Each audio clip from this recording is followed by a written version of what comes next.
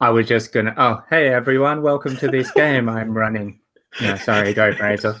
uh, this is Hack the Planet, the session 4 of 4, but it will continue after this. So it's I'll rename them on YouTube, but it'll be session 4 of something until we stop playing, basically, I guess.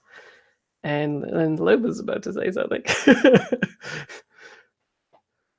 No, go on. I was just gonna ramble on about what move I was changing, like just because of how the moves are changing and stuff. But that's not a fun way to start a video. Yeah, they'll just find out. So what was happening was you guys got a middling success when you did your engagement, and what happened was outside the plan kind of went well but not well, in that they are moving around the house, but we know that they're also like getting like poisoned, right? They're getting injected with this drug. But also, one of your crew members got injected with that drug. Not injected, but inhaled it through the pipe. That was not so good. And I made sure, I believe, to say that it was on their end that the pipe was messed up. So really, what could you have done about that? Who knows? You went in and breached. You got to the table and you saw like the cards splayed out, but the people had essentially scattered. So the situation is that you would have before probably just gone in and like wasted them at the table or whatever, right? Instead, you have a house full of this toxin that I believe was going to paralyze them, if I remember correctly. Was that right, Aaron? I think it was hallucinogenic for everybody. Oh, hallucinogenic. Nice. So you guys are going in there into a hallucinogenic house. There was also a nice bit of comedy where I think Haboob was like trying to talk like to what's your awesome nickname, Aaron? J5. Yeah. Haboob was trying to talk to J5, and J5 was like tripping out, and he was like, "Dad," like he thought he was like hearing his family talk to him and stuff. I liked that. So there's this crazy guy talking on the radio. Yeah. Yeah. So, and as that talking was happening, we knew that somebody was upstairs looking down at you guys. Like, we got the camera shot of just like someone's foot, whoever it was in the lead, going through, maybe there's like a arched way or whatever, and they just saw your foot. And then we cut to somebody, one of the gang leaders or members, crashing through the side door to go for the garage, because we had seen as an audience that there was a sawed-off shotgun there. And yeah, that's where we left it, in there. So what do people want to do? So I remember that Folk was freaking out in the middle of the room as well. That was a thing that was happening, right? Yeah, freaking out. Yeah. Folk was kind of like, sorry. Yeah, Folk was kind of just chilling in the kitchen, going like, "I don't know what I'm doing." Yeah, and we need to build a daycare at some point. And I think I remember Silver was like dashing off after somebody. Oh, that's right. I had said that I had bought some kind of heavy weapon with me, and I was just about to start fucking shit up. Right, which is now everybody needs to declare load as well. And bear in mind also, as the devil's bargain for Aaron/Bargain's role, right after this, a storm is hitting. So you could game it a little meta narrative to be like, oh well, we would be prepared for whatever, but it's up to you whether you want to use that knowledge or not when choosing your load. But yeah, and just because the act of God is coming doesn't mean it doesn't need to be like the previous scene in episode 1 where you're like, we're going to extract drugs from it, right? ostensibly, at least, that was a plan that you had conceived of for some time and then executed, and that's why it went so well. Like the roles supported that statement, but yeah. So to make sure you mark your loads on your sheets, and then as you need the things, Aaron, you haven't played this, right? So all of these items are in a state of potential, and as you need them, you just mark them down. If there's 2 boxes, it counts as 2 spaces, and 1 is 1. Generally, a weapon will cost you a space. Anything in italics is free for you, though. So just keep that in mind. And that means you'll see that communications is in italics, which means I want this to be a kind of game where we can kind of do the meta thing where we have player knowledge and we just assume that the players are communicating it to each other, and we don't have to do the okay. Unless well, now my it's exciting. Yeah, unless there's probably times when it would be fun, but there's something interfering with that, and that can be. But yeah, I think that's fun that we can all communicate with each other most of the time. One of the things that I think people will notice first about this game when they start playing it, and also because I'll make it explicit in the quick start, is there is a lot of items and things in use in this game that can be used as downsides and middling success takeaway things that aren't like taking away things that mean a lot to the players, but can still be like a healthy thing to make the fiction interesting. Because I can imagine some of the acts of God would have an interference on like communication and stuff, you know, like how sunspots like and stuff do with like our technology at the moment. Like I can imagine the acts of God like screwing up the way that people are able to normally communicate and well, like and even one of your items, screen, I can always just have a middling success be like a torch of sunlight comes through and you take harm unless you inject yourself with screen right now, basically, right? Like it's the end of the rock. Just kidding.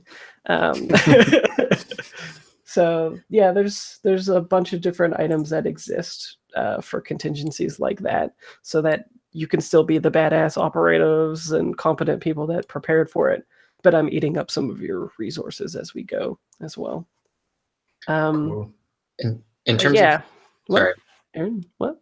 In terms of selecting load, I have light, normal, and heavy. What is the consequences of choosing one of those over the other? Yeah, so light means that nobody could really tell you from Joe on the street. Like it's all kind of concealed for the most part. 5 is like your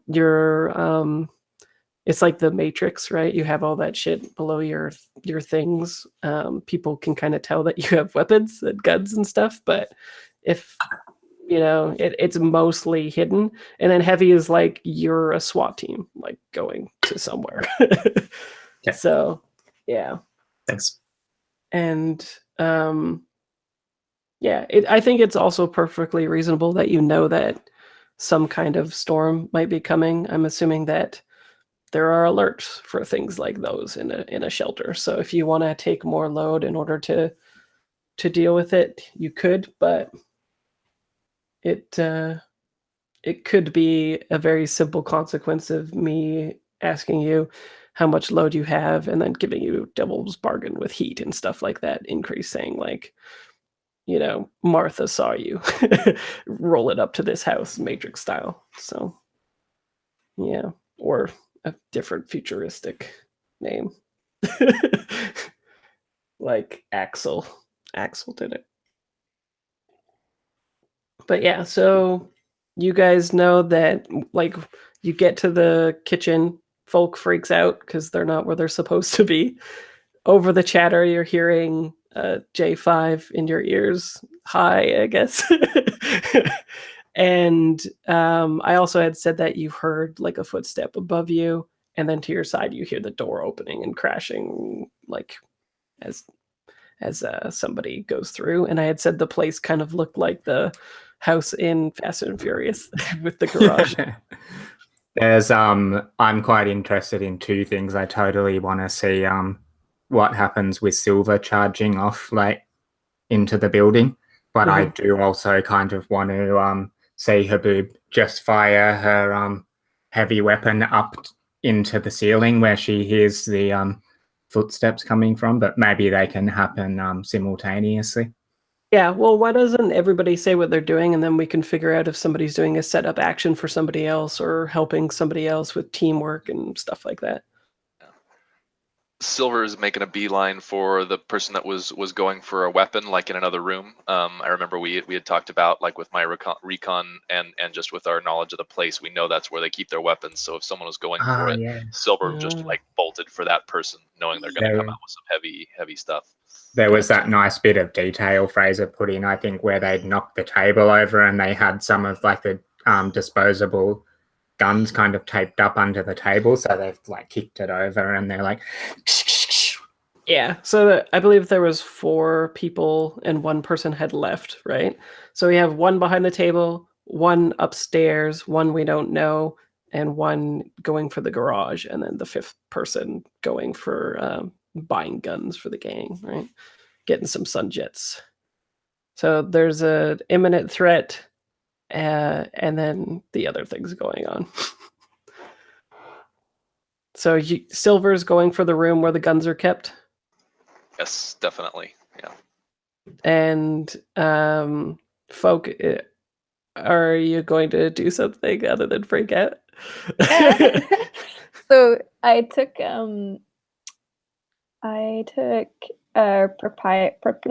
proprietary tech Okay. at the end of the last session. So I kind of want to like, I'm ready to summon some weather if we need like heavy fog or something to like obscure people's vision, which I know will be counterproductive to my crew, but I don't super mind. Okay, so you want to summon like a fog within this room? Yeah, Basically. Yeah, I think it'll start in the kitchen, then maybe it'll spread. I'm gonna turn the taps, like the hot and cold taps on, and then use that as like a catalyst for using my move. We can say that they're already running. I think that would be cool. Because there is that person behind the table with reaching for a weapon right now. So yeah.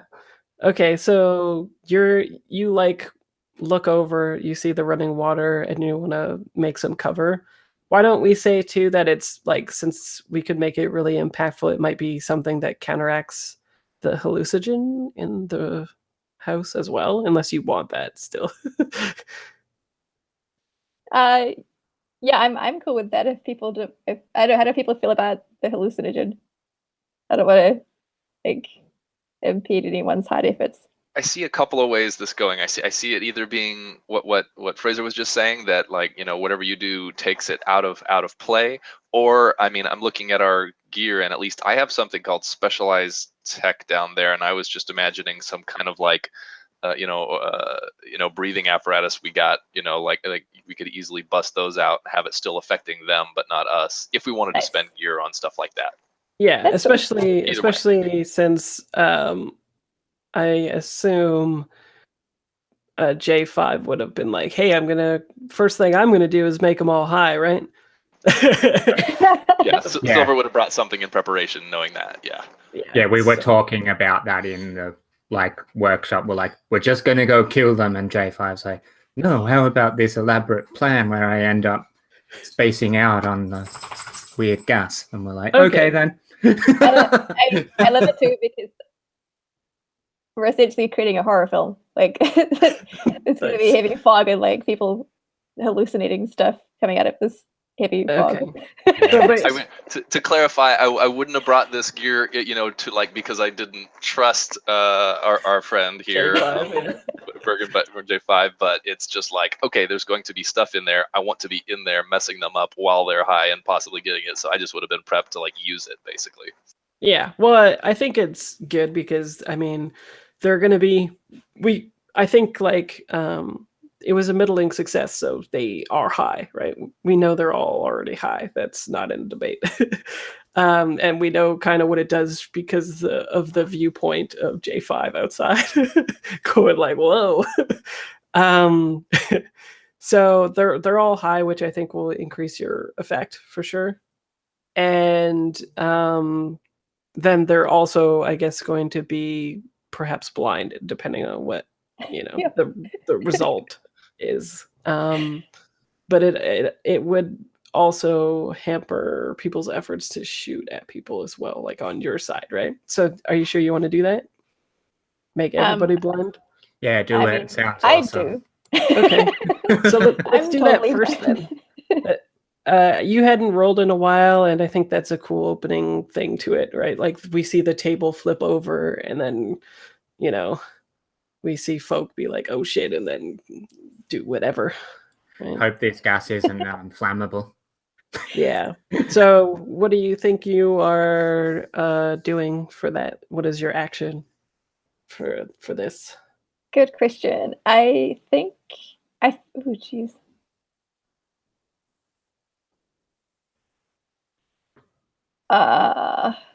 Maybe modifying like the Yeah, I could see both, right? current thing.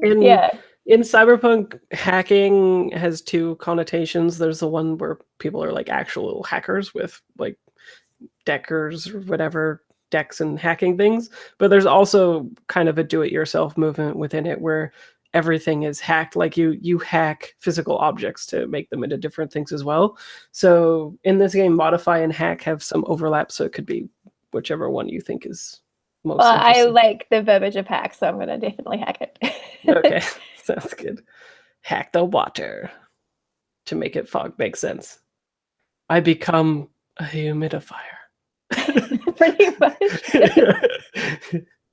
What position am I in? They're all high, but well, it's about just making water. I think it's risky because there's a person with a gun going at the table, but otherwise, I think you'll have great effect. Awesome. And if you push yourself, you'll get an extra die, or increase your effect depending on what you want to do. I'm definitely gonna push myself. I'm gonna try and hack this For an tap extra water die? real hard. Yeah. Okay. Cool. Oh, shoot. See what happens.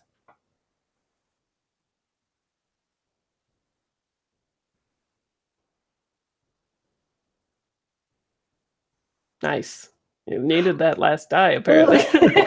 Yeah. 116. Damn. Jeez. Okay. So yeah, what does it look like to use this proprietary tech? Yeah. Well, I kind of feel like this is something that folks been working on the quiet. And I kind of feel like they've been scooping up bits of like stray weather and like incorporating that into this tech. I kind of feel like it's got to be something like some kind of I don't know where I got this idea from, but like something like a glove or something on your fingertips with it sort of that I don't know. My excuse was like we've got nanites in us, right? That was my excuse. Yes. Was like because of nanites and these tech gloves, they help folk like attune to the weather and stuff, so they could like clap their hands and like create like a thunderclap and stuff, or like do cool jazz hands and weather happens. So I think like is it something that you like? Is it something that you do and then like how does it keep creating this fog, or is it just like a burst of fog goes out everywhere? Good question. Yeah. I dig it being like an ongoing thing of fog, so perhaps So maybe you like do the thing with your gloves and then something is like thrown in to the like water that's running or something? Yeah, that sounds cool. And then it keeps perpetuating it or whatever. Yeah. And then like it's kind of interesting too because the person behind the table is now like with cover and has a gun, but also like having to watch like there's these people covering her and also fog billowing out of the sink next to her, and she's so it'll be interesting. It sounds awesome. Cool. So let's see. I think the next action would probably be Haboob then if you're just shooting up at the person. Like you heard the steps, right? Yeah, although I'm now thinking maybe I swing to go up and then see that that person's behind the table and maybe like folk is exposed while they're doing the thing. So I think maybe I'll swing back down and just try like fire straight through that table with whatever my awesome heavy weapon is. Okay. Yeah. Because I It's- can shoot through a table, no problems, right, with a heavy weapon. I imagine so. What is the heavy weapon? Well, I kind of like, I think it's some old military tech. I don't think it's particularly like cyberpunky. I think it's a ballistics like thing. Like, I don't know, it's a I don't know anything about guns. It's Like some it's sort of machine gun, maybe. a machine gun. Whoa. Okay. Sounds good. Like I was picturing it would be more like some sort of modified shotgun looking thing or something. yeah, that sounds good. A shotgun. Because that would definitely go through a table. Okay. And would definitely mess them up. So I think Some sort of large shotgun. yeah. So what action do you think that is?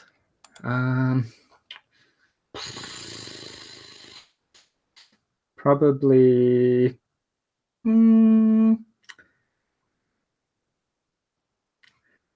skirmish, maybe, I think, because it's all crazy and close and stuff. Does that Yeah. make sense to you? Yeah. So in this one it's combat. I think that makes sense. Oh, yeah, sorry. Still going back and forth. Combat. Combat. Yeah, I'm okay. doing combat. Yeah. I think that makes sense. Cool. So And I think it'd be risky, and they were just playing cards, so they're probably not. I think it would be great effect. I think that you are correct in that if you were using a weapon that wasn't heavy, it would probably be standard. But yeah, I think they're gonna get pretty got with a shotgun. risky, great. And are you pushing yourself? Does anyone have a devil's bargain or anything like that? I'll push myself unless there's a devil's bargain around. Oh, maybe I got a devil's bargain for myself. Sure. I'm meant to be putting this gas mask on, right? Oh Right. yeah. I think maybe I have, like, it's kind of either one or the other. I get the shot now while I can still see them before the fog comes up. Like, so, but then I'm going to be affected by the gas, I guess, for the rest of the, like, battle or whatever. Is that Yeah. The obstacle for the rest of this, I think, is going to be like, I don't know. I don't know if your position would go down, probably your effect each time, because I imagine you being sort of like not super efficient with your shots and stuff like that, right? Like maybe it's like the double person in front of you. So if you want to do that, then you can not push yourself and get the devil's bargain going and take limited effect for the rest of the obstacle. okay? If you want to be high. So that's one bonus die. Yeah. Cool. Bloop. Yay, I got a 6. Oh yeah, it's coming from the guy who's like, I don't Kobo roll 6s all the time. That's why they succeed. Yeah. Well, whatever. Okay. Yeah. With a heavy weapon, yeah, you definitely take them out, and yeah. So tell me what that looks like. Yeah, I think we see this. Yeah, I like the idea of seeing like Haboob like looking up towards the ceiling, then suddenly swinging around, and then maybe it's bullet cam.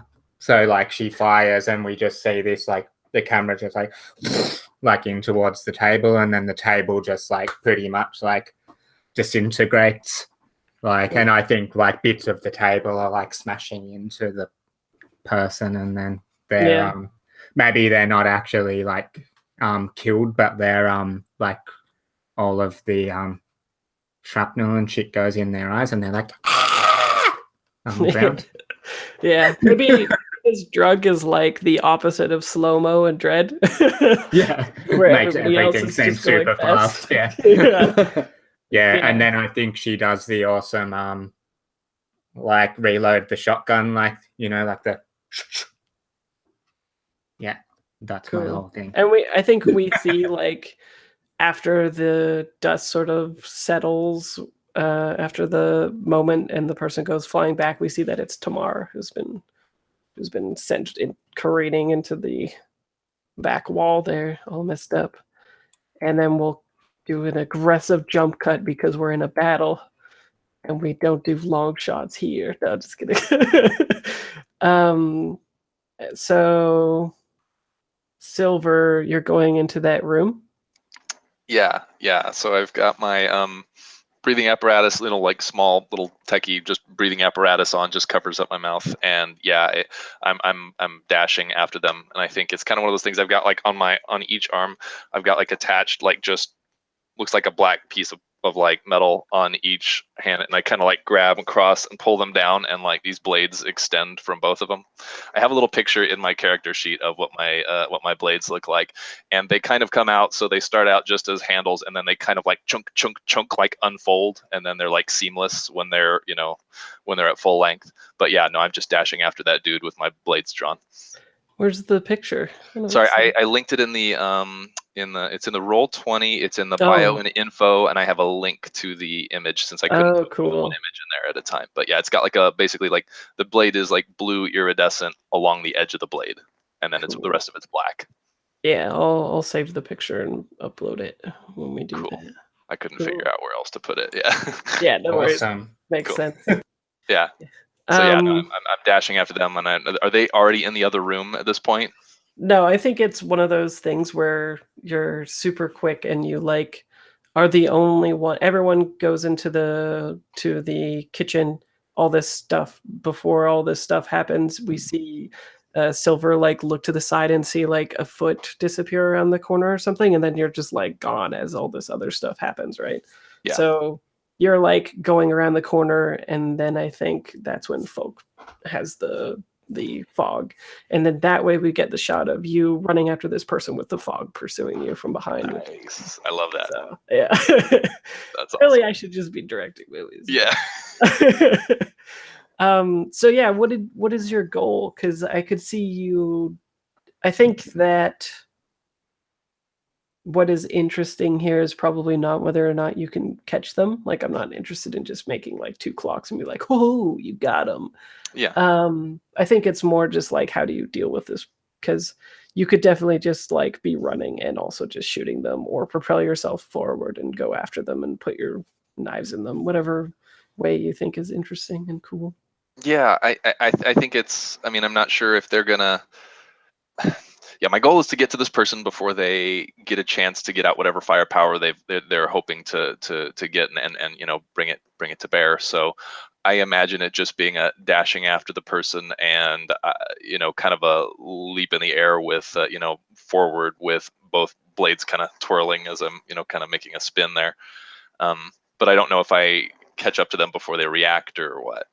Well, they would have to stop to get a weapon in the room anyway. So why don't we make that part of the fail condition? Is if you don't do whatever this is, they'll have a weapon. Gotcha. Yeah. So definitely, I'm like imagining, she's trying to get to the person as they're doing that. I'm imagining it being one of these things where like the blade cuts through like the barrel of whatever he picks up and him at the same time. That's what I'm hoping to go for here.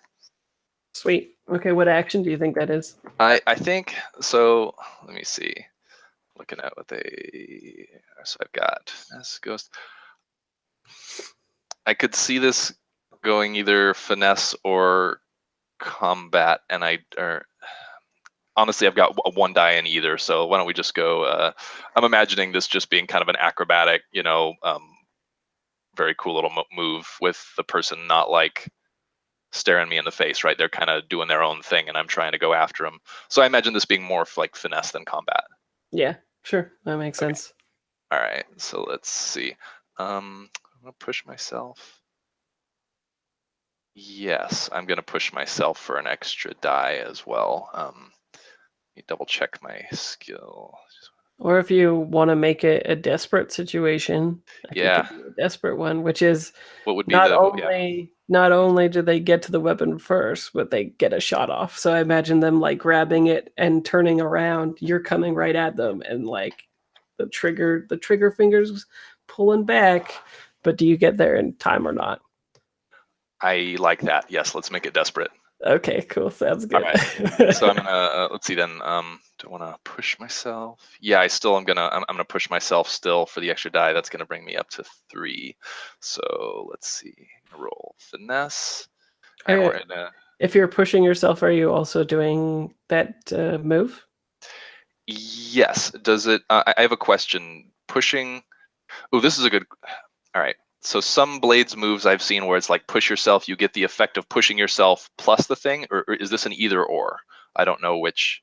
Yeah, Which it is. it's both usually. Okay. From Great.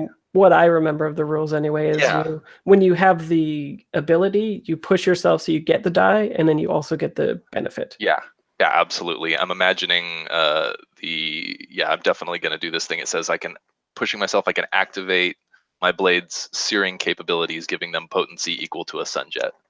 Yes. So yes, definitely doing that. All Okay, right. cool. Desperate position, effect. What are we saying for effect? If you're activating that, it's definitely great because even if with that, you can cut through their weapon anyway. Nice. So great I effect, think- desperate roll. That's the most fun roll in this game. I love it. yeah, so I think the only thing that is in question is if they get a shot off before Right. or not, because with that happening, there's no way really for them to survive. So So I got the bonus die from the Devil's Bargain and the and pushing myself. So that's 2 bonus dice. Yes, I got a 6. Okay, cool. So got a tell me what happens, and also describe these knives and the shit going on too. Right? Okay, so yeah, I'm running after this dude. I kind of cross my arms, do the whole, bring out these blades with their kind of, like blue iridescent edge. I still think that, the Devil's Bargain happens. He gets the shot, like he gets a shot off, but it's like it just doesn't matter because basically I kind of do this like spin twirl in the air, and while that's happening, I think both blades kind of come right through him. Like you can see actually the blue on the edge of it like turn like white hot. And so like they basically like cut through the gun he's got and his body, basically like chopping him in half. And like it's like the edges of his clothing are like kind of like embers, basically, kind of like glowing red hot. And I think I probably land in like one of those like superhero poses, like on one knee or something. Very nice. Okay, well, this wasn't a critical, so no, just kidding. And then I think as the guy crumples, we see like a shot of the side of the guy's face, which is got the same. There's like a weird pattern of light running through the side, and both of them have like buzzed hair on either. Hers is swept to the right, his is swept to the left, and on either buzz space they have these things running through them that are kind of like tattoos, but not really. It just sort of like it would be if henna looked like electrical patterns going through it, and it's just like colloquially and stuff that it is like a bonding ritual for them, so they were like partners. So you killed a partner. Nice. Yeah. And I guess we'll cut to outside, right? A person with, let's see. I really want that. I'm picturing like the music in this part's like all awesome, like action movie and stuff, and then it like does some like finger on the like record thing as it's like going up to the like like weird like psychedelic like lumpiness up on the Oh, because we swapped to someone who was high. Nice. The person who runs out, I will post a picture in chat. I'm not sure if I did last time, but they have like a bandana and a black shirt, and there's like some scribbled words throughout it and like a tattoo above their eye. and everyone's female except for the one partner that just got taken out, and it's like a slim build person, and it's kind of like you went in under cover of darkness to end your high, so it might, I don't know, what is it that you see? And here's a picture of the person that busts through the side of the door, which I'll also include in the.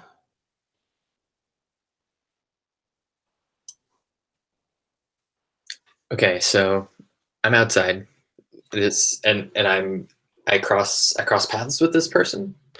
No, like you're off in the side, and you've probably just decoupled your technology from the house and stuff like that. And as soon as you get it like back in your sack through the side of the door, I imagine it's sort of like a screen door or something like that. It busts open. This woman comes careening out. You don't know that there's a shotgun in the garage, but they're sort of like stumbling and gasping and moving towards it. And it's like cold outside. There's like the choke of cold air coming out of her mouth because it's warm, and running towards the garage desperately as if it means her life, because it does. It's y'all getting them good. so yeah, what do you do? Okay, so maybe I perceive this person as an act of God. So I think the instinct here is to whip out the windsock from episode 1 and like Okay. try to like capture her in a windsock that is clearly designed for not capturing human beings. Okay. Okay, well, mark that off on your load for specialized tech if you have it on you then. And so let's see. You basically just want to like hoover her into this thing, right? And I imagine it would be very powerful if it can suck up a tornado. Right. I guess I think of it more like he doesn't know that he's catching a human being, right? Like that's not what he's going for here. So I think he genuinely thinks that he's catching product. And so I think he sees the product as like this tangible thing as opposed to like a swirling vortex. It's like it's like a solidified version of that product. It's like trying to explain a dream, I guess. Which sounds okay. So but that like the action that will follow this is that she will get sucked into this thing, right? I guess. Do we decide like what this object actually does? Is it a vacuum, or is it just I thought of it as like a kind of powerful still. Yeah, but I guess it's I guess it would have some. I pictured it having some sort of vacuum component, but I didn't think it was that big. I reckon totally only a head would fit in it. Yeah, I think it would be like a head, and also it was used to sucking in particulates at a fast rate and then expelling some like distilled concentrated form of it, right? Right. So I don't think it would like hurt a person really. Maybe if you like really Maybe like a chemical burn or something. Yeah, maybe a chemical burn or something like that. Yeah. Like maybe if you had it so like a person was horizontal and their head went into it, yeah, it would probably fuck them up. But right. If someone running and stuff, it would be hard to do that. But what is for the action that you want to come up, what is the end result? And then we'll go from there. So I think what I would like to happen like in reality, not in his character's head, is like he just snags an arm or a leg and like just burns the side, just burns their arm and like twists them so that they're not running. No longer able to run wherever they're running. That's the goal. Or that's the sort of physical thing that I think would happen on a successful roll. For him, I think he's he still thinks that he's gathering product. So Right. Okay. maybe And then maybe he's like in his comms, like shouting to the guys, act of God, it's happening. I'm on it, guys, I'm on it. Oh my god. Okay. And so also this is going to be Lilu, who you won't recognize anyway, but that's fine. So what action do you think this is? What did we decide it was that first day? Was it wreck or was it? I think it was modify. It was modify as well. Trying to see if this taps into any of my stuff. Yeah, I think it's modify. Okay. I think the position will be she doesn't have a weapon. She's going for it right now. I think it's desperate because if this doesn't work, then you'll have lost the opportunity. She'll be gone. Sure. And the effect, I guess, will be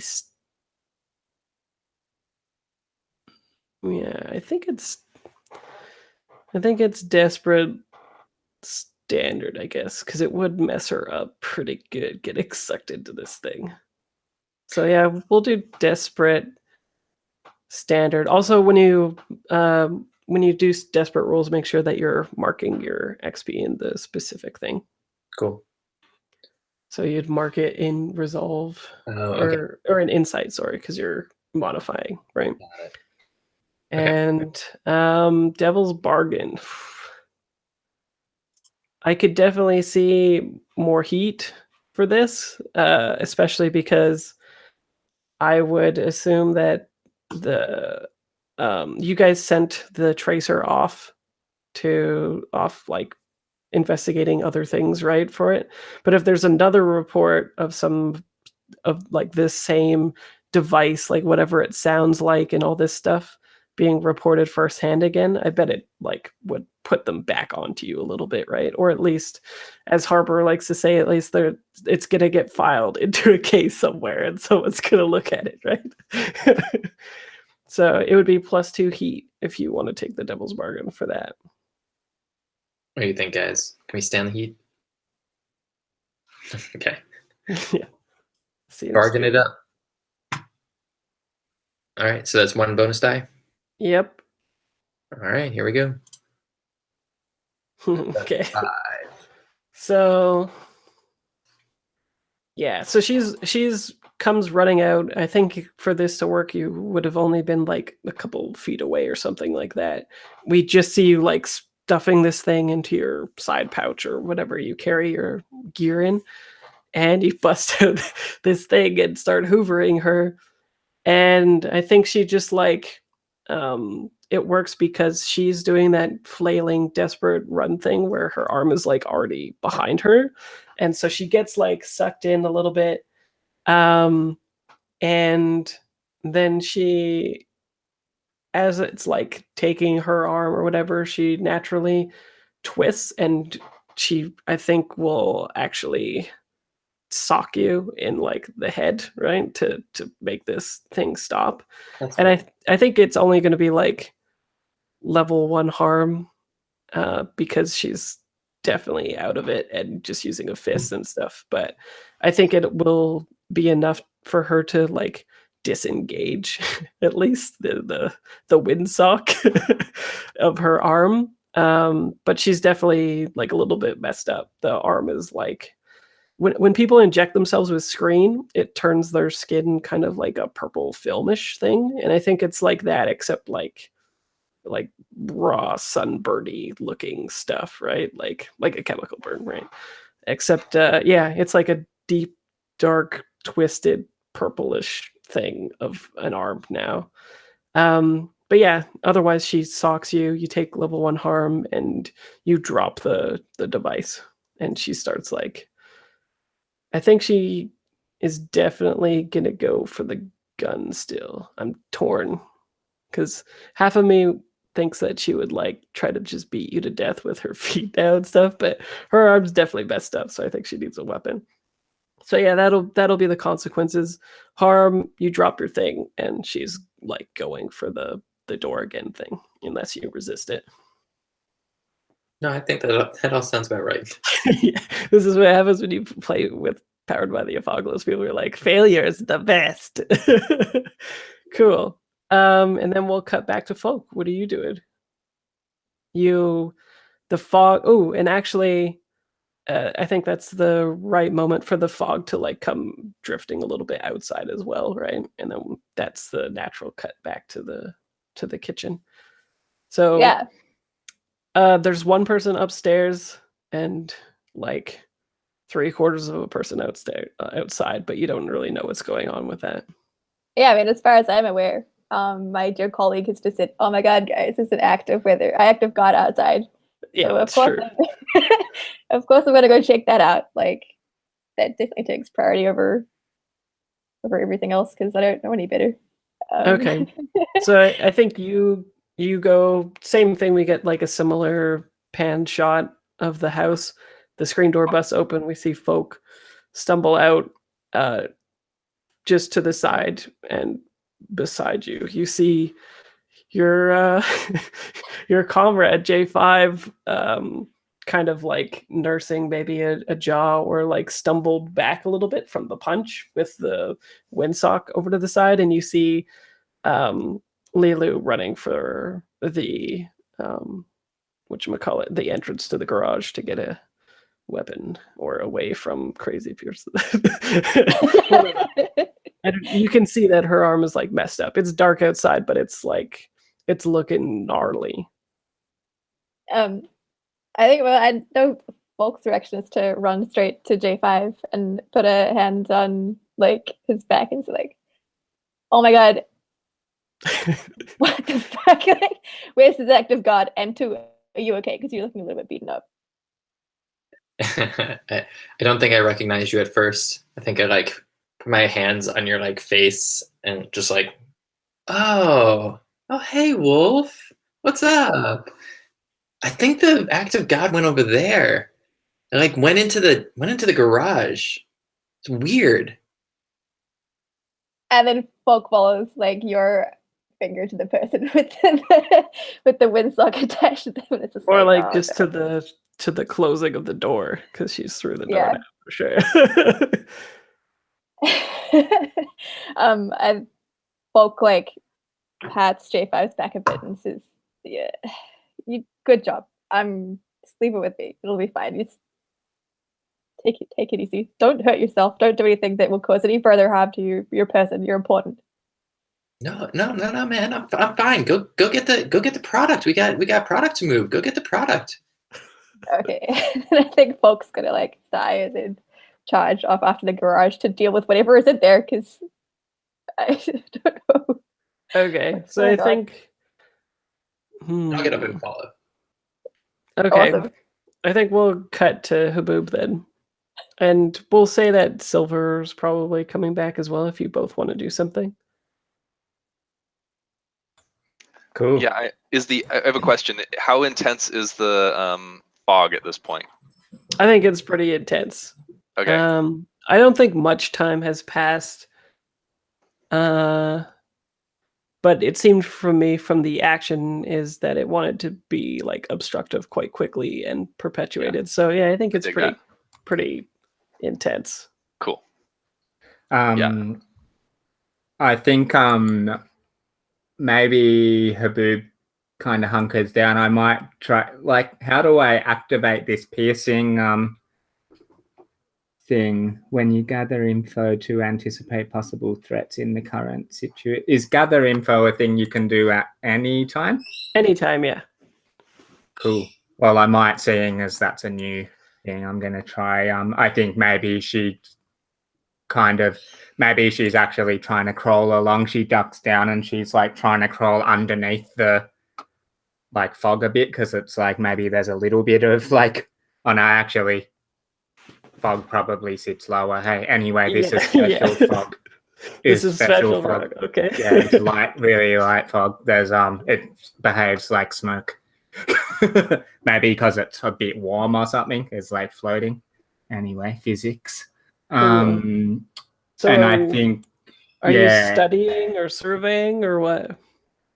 yeah. So I'm trying to anticipate where the dangers coming from. I guess it's definitely is survey still survey, or is it a different Yeah. thing? Yeah, the Yeah, study and seems survey are the trouble same. before it happens. That seems pretty survey. Yep. I'm gonna push myself. Oh, you're really looking. Yeah. And so how is the fog's affecting how effective I am, right? Well, and you're high, you said too, right? Yeah. Yeah. So um I'll say that it's a controlled position, but you're going to have limited effect because you need to make sense of what you're seeing and you're high and Cool. in a non-visible environment. So it'll just be how much information you end up getting, basically, I think. Sweet. And I get 1 bonus die for pushing myself. 4. Pause. Cool. So with limited effect. When you pushed yourself, well, I guess we could if you wanted to. Remember that with pushing yourself, you can bump up your effect, right? Or instead of getting an extra die. So it could have been from limited to standard.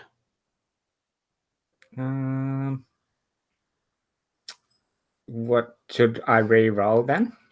No, I'm saying we could just say that you have standard effect if you want, because I didn't mention it. Sure, standard effect's good. That's better than limited. Yes, it is.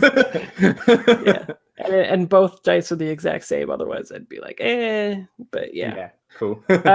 Yeah. So you hear like more crunching, and I think that. Oh yeah. So I think you know that.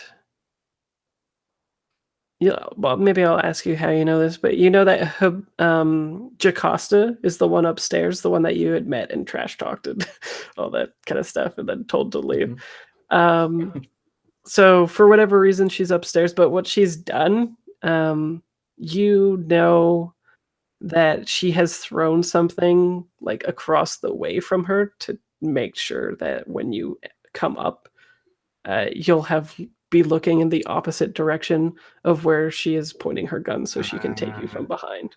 I reckon it's totally the being wasted strangely helps Haboob in this situation. And actually, I think maybe as a bit of like tying in character background, I think we get a little flashback to her in a like a sandstorm, like out in the desert, and there's like people like she's navigated that maybe her grandmother like telling her how you move through the storm and like looking for shadows and shapes, and maybe there's hearing the wind whistling through certain places. They're like, oh, that's the, like you can hear the landmarks in the storm even though you can't see them because of the way the wind moves through. And then I think maybe the reason she can tell it's that particular person, I think she gets a weird little flash of insight. I think it's the she's wearing, Yocosta was wearing some sort of like kind of hobnail-y boots or something, so it's the same sound as her shoes were making in the shop. It's like metal on wood or something like that, and she's getting this kind of strange extra insight from being wasted, like I like the method acting. Yeah. That was actually my headphones just falling off and me trying to keep them on my head. Nice. So yeah, I think if you had gotten great effect, you'd know exactly where she is upstairs to shoot at. But I think with standard effect, you know that she's like planning to ambush you in this way. Yeah, cool. And maybe so she's on the other side of where you think she is with that thump. Yeah, maybe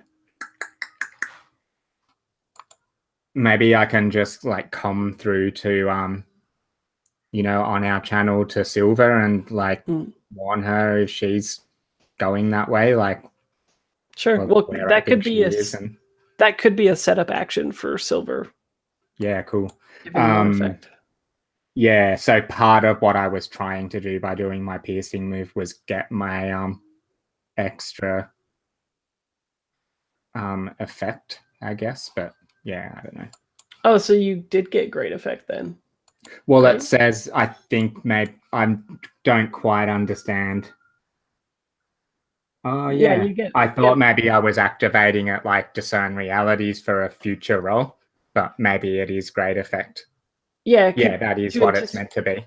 Yeah, yeah. It's the first half of the move is the same as the cutter, and then the second half isn't.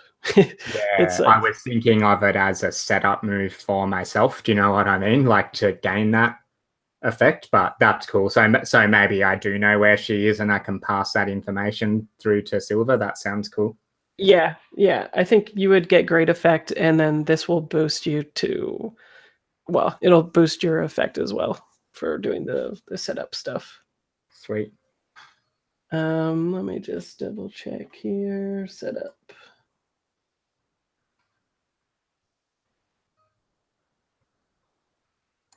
Yeah, so silver, you'll get +1 effect or improved position. So Nice. I could see it being controlled instead of risky because you know where she is, right? But I'm open to more effect if that's the thing that you're driving towards as well. It's up to you.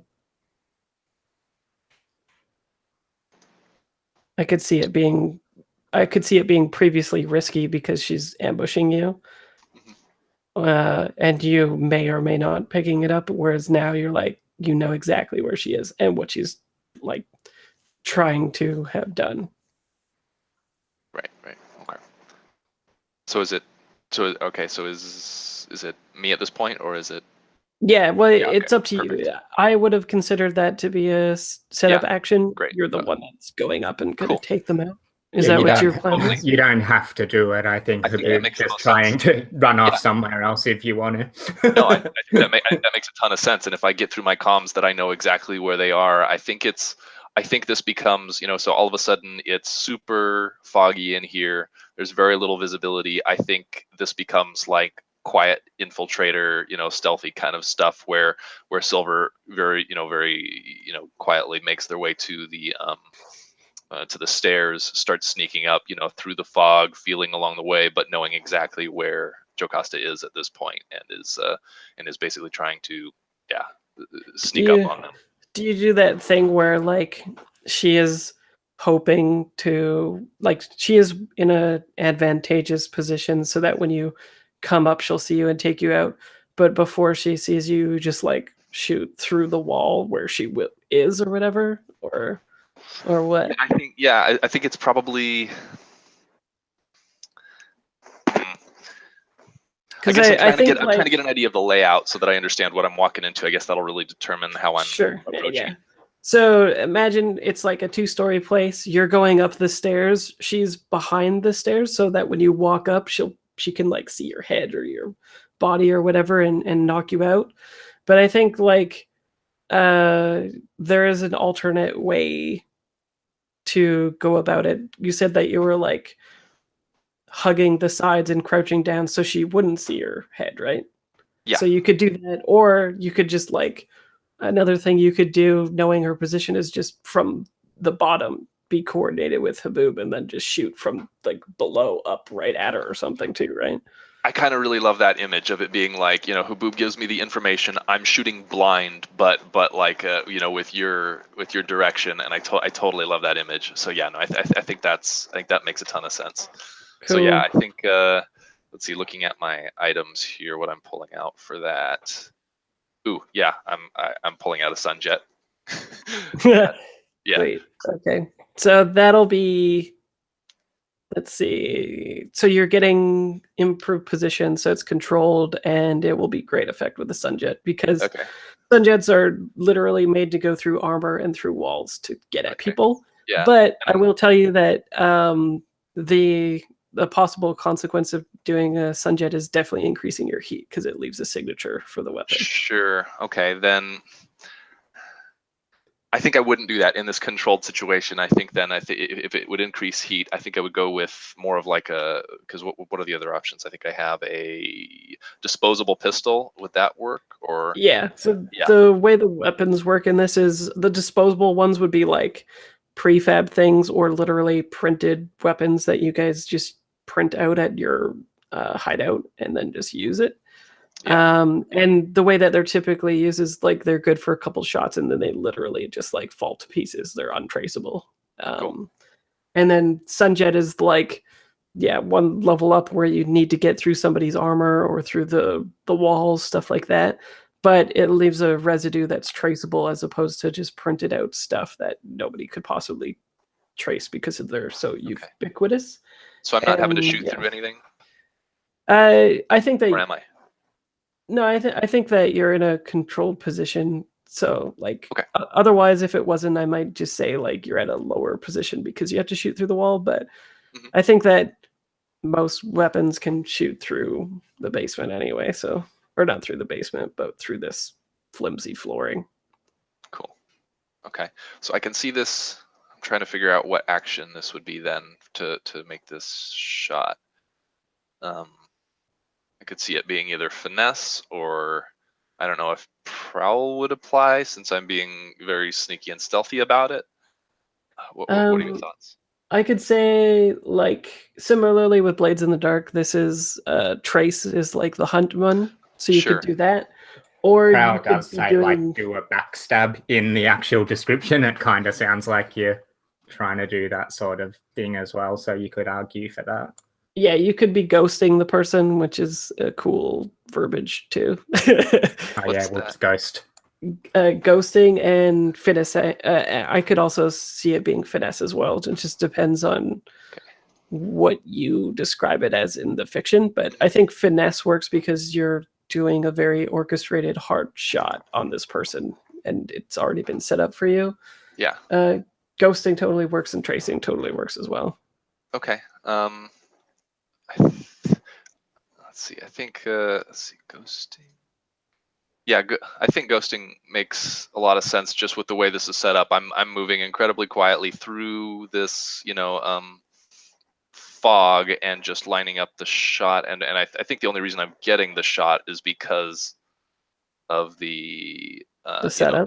The setup, exactly. Yeah.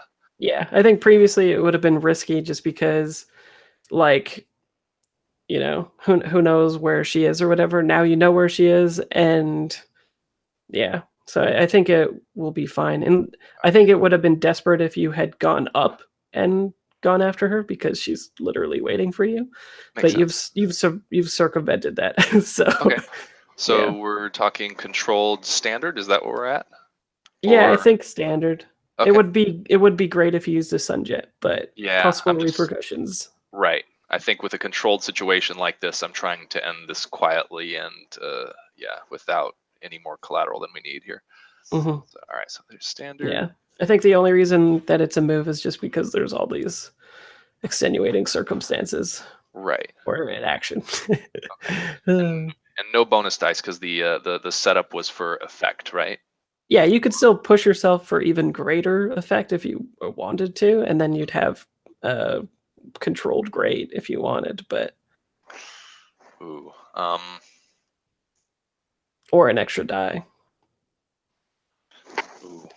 I will say that we'll say that based on, since you had taken out that person in the bedroom, they were not wearing armor or anything like that, and that's where all that stuff was being kept. So chances are she's not armored, which means that a shot would probably be fine, but a great effect would definitely kill them as opposed to not. Gotcha. Like my move, to be transparent, if you get like a middling, is probably that they're not dead, right? So yeah, totally. Okay, so I think I've got 2 die for that. Already got. Do I want to push myself? Yeah, I'll push myself for. I'll push myself for great effect. Yeah. Okay, so you're going full out, controlled great. Controlled great, yeah. So let's see what happens on 2 dice here. All right, submitting.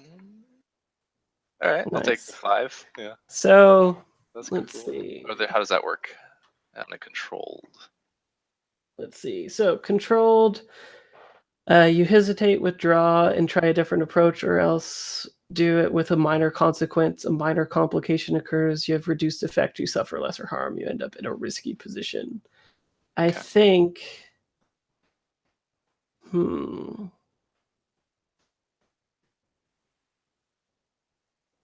What would Jocasta do?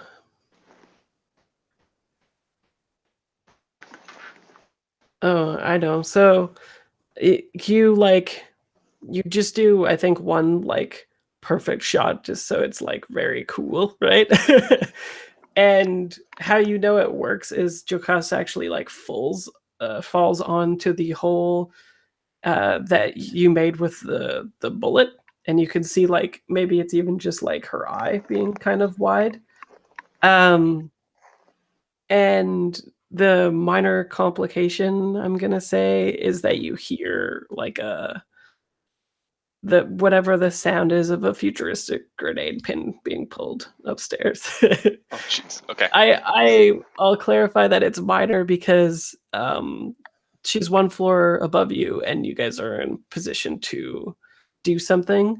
The thing that she doesn't want is she assumes that you'll probably like take this place as your own, like turf or whatever, and blowing it up seems better than that. Gotcha.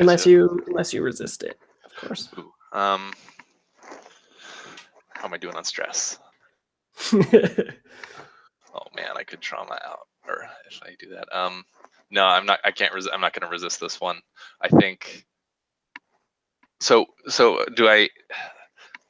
Hearing this pin drop, do I know like basic blast radius? Do I know if like because we're downstairs, like how far are we from this? Like, can we? In terms of like harm and stuff like that, nobody is in imminent danger of harm. Like the idea, I think that the grenade, like if you were standing right below it and it blew and the chunks of the top hit you on the head or something, that would be the only way that you would get hurt from it. The main idea is that like I'm gonna fuck up my place a little bit and kind of go out coolly, but also maybe this draws some sentinels like the police force and stuff to you, and you don't have much time now, right? And it also signals that if anybody else is in the place or nearby, or that person returning with the guns is nearby, then they're like, oh shit, maybe don't go here, right? Okay. Yeah, I kind of dig those consequences. I think that's fun. Does that sound good to everybody else? Is that okay? Yeah. All right. Yeah, I think it's like I hear that and yeah, absolutely. I kind of move to get out of the way, and I probably move towards Haboob and like try and like tackle him to the ground to like get us out of any blast, out of the way of any blast here. Yeah, maybe you guys like. Maybe the closest thing is just to dive out of the same swinging side door or whatever. I think that would be cool. And then as that happens, that's when we cut to you guys going up to the garage, right? So what are you doing? One high person and one maybe not high person, right? Did you put on your mask, by the way? Are you high? I don't think I'm high, but I don't think I'm normal to begin with in the first place. So yeah, you were only in there for a few seconds too, so yeah, that's fine. Okay, so we've got Folk and we've got J5 outside going towards a garage. As an audience, we know that she's getting a shotgun, but I also I saw her, but I saw her running and then jump into the garage, right? Yeah, so you saw her running like as soon as you came out of the door. She was running towards the garage. Then you stopped and looked at J5 and conversed for a second, and then when the camera like came back up, you just saw like the door swinging because they had gone inside. Awesome. Because like the thing I have in mind is like relying upon my proprietary tech again to like what I had in mind anyway was like sort of open the front door and then kind of like summon a gust of wind to sort of at least like push some chaos into the garage. So if she is preparing to do something, I can try at least like catch her off her feet. Okay, let's see. Let's look at this move here. Outlier. Do one of the following. Right. Okay. So I think for one that's pushing yourself again, right? Mhm. And I think that you would need to I think right now it's going to be pretty desperate, right? Oh yeah, totally. Okay. like just flooding the garage with some air and hoping she like falls over or something, right? Yeah, this is not a very good plan, but Yeah, I think it will look pretty cool in my mind, so I'm running with that. Okay. And remember too, it's proprietary tech, so we want to make sure that we spin it in like a cyberpunk technological way and not like a magical way. So what does it look like? Yeah. Well, I was thinking like I kind of like the idea of the wind sort of like reversing what's happening with the windsock to like let out some. Oh. Okay. Well, if this is the windsock, then you don't need to push yourself to do that. Okay.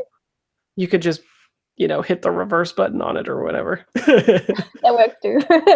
Yeah. So, yeah, we can say that it's got some stuff stored up, including, I guess, bits of this person's particulate arms juice and stuff. That's amazing. Yeah. And you're going to shove it right back into the garage. What was that? Sorry, I want to save that arm juice, by the by. Okay. Well, I don't know. If you're shooting it back out, that might not work. Are you going to tell her that? Yeah, I think I'll be like, no, we gotta. Okay, so he doesn't know that it's arm juice, but so he thinks that it's product. Oh, right. I think he wants to save it. Okay, so do you raise your arms with the thing and you're about to hit the reverse button or whatever, and then J5 is like, no, right? Can I just like maybe there's like an eject button, right? Like it drops a cartridge out, like that's what it collects in or something. Well, I think that's what's in there though, right? Like I think you get to shoot out this air that's been sucked in, or not, right? I don't think there's like stored air and then also another cartridge with the stuff. I think it's all or nothing. All right, do it. I'm sorry, J5, we're not cooking people. And then I'll hit the reverse button, I guess. Okay. And so what action do you think that is?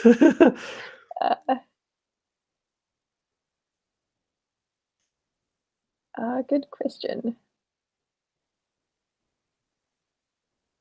I feel like it's sort of finessey. It could be. It could also be wrecking. I think. Yeah, I could do wreck. Yeah, finesse is more like do with like a lot of skill, whereas this seems like you're just like pointing a thing and pushing a button. Yeah, where's the stat for that? Yeah, so I'll wreck. It could be a modification of the device or something, right? Like maybe it's not really supposed to do this, but you're like backing it up or something to do it. I don't know. Yeah, sorry, what was the stat for that if it were for which? The second option you gave, the one about modify or wreck? Yeah, modify. Yeah. Yeah, I could see it being not really a thing that it's built to do, but that you're like, oh, if I just change these settings or whatever, do something to this tech, then it'll be fine. Meanwhile, J5 is like, you're bastardizing my thing. Yeah, I like that. I'm really sorry, J5. Okay, so I still think this is definitely desperate. I think fictionally it's a little bit better because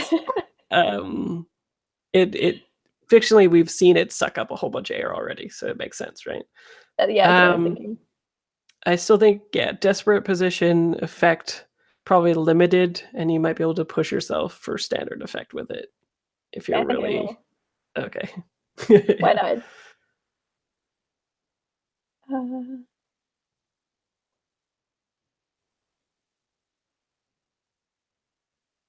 Oh dear. What? I just realized I have like nothing in modify. Yeah. Well, then you might want to push yourself for the die instead I of. think I will. Yeah, so it'll be desperate limited, right? Limited, yeah. And one Unless die. somebody's helping you. I don't think J5's helping me. Yeah, he's just like, nope. Nope, Yeah. you're on your own, motherfucker. Okay. Yeah. You want to shoot our product at them? Oh wow. Sweet. You guys are weirdos. Okay. Okay, so this works. Okay. So you let out this burst of air, and I'm imagining maybe you do it in such a way that like the door is like barely opened, like enough for the sock, right? And then you shoot it out at them like in the thing, right? And I think you hear like a very surprised squeal or something like that, and then like a thump as somebody lands, and as you use your shoulder to like open the door a little bit more to the garage, you see like those lines of bikes, and I think it's a 6, so we'll say that like we pan to like that shelf where the shotgun was and it's gone, and then you see like it shaky cams over whatever because it's like the fight camera, right, over to this person splayed out, Lilu splayed out on the ground, and then like a couple maybe like a foot or two away or whatever, her head's like out and the shotgun's like a little bit further away from it, right? Not to mention that it's just sprayed the juice from her own arm over the entire room, right? Yeah, that's true. Yeah, I don't even know what that, like, I don't know, but Probably be quite scary. yeah. And yeah, that's weird. Make sure you mark XP for your desperate though as well, because you used modify. Did you? Yeah. So insight, put a little tick on that. J5, what are you doing? The purple mist. Yeah. I think I want to try to take the device back from folk and just inspect it. I'm trying to like scrape off whatever I can. And now I think he's coming to a little bit more. But I do think that there's something like this is a device that's never been used on the human body, and so he's kind of intrigued by what this is actually pulled off. Like it almost like it shouldn't be able to do that, and so he's just looking. If there's none on the device itself, he's gonna go to the wall and just take scrapings of this purple mist, and put it into some. Again, just not really paying attention to what's going on.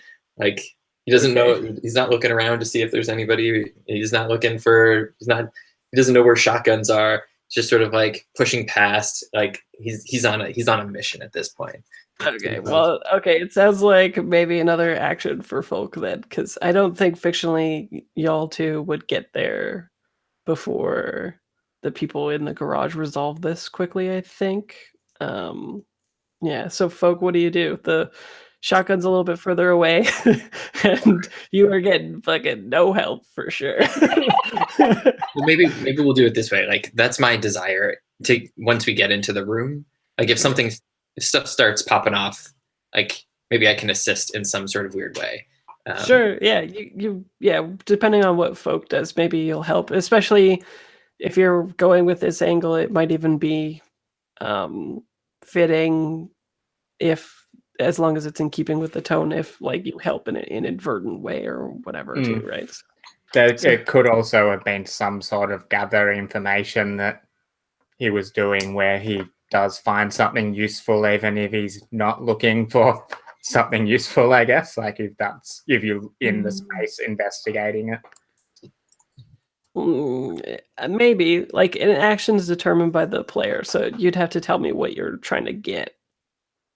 Or maybe maybe I walk straight at whoever I'm walking at Lilu, right? Like I see that they've been sprayed with whatever, and I just head straight forward. Again, not assessing her as a risk, but like now I've taken up her attention, which probably assumes that I'm an aggressor of some sort, since I have.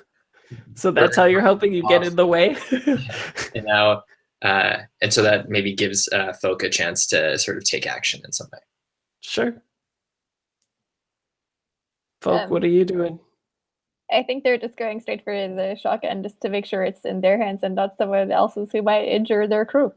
Okay, well then I think that definitely makes sense for helping then, because your J5 is in the way of that person apparently, and you're both going for the same object is what I'm picturing. So take a helping die, and what do you think you're doing to get there in time? What's the action? I don't know. I feel like I don't know what one to ascribe it to, but just sort of that sort of desperate lunge for the gun with like scribbling hands and stuff. Yeah, I would say it could be. Yeah,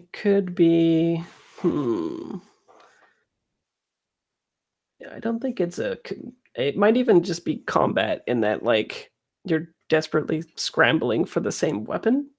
Yeah, and then we butt heads and it's really funny and farcical. Yeah.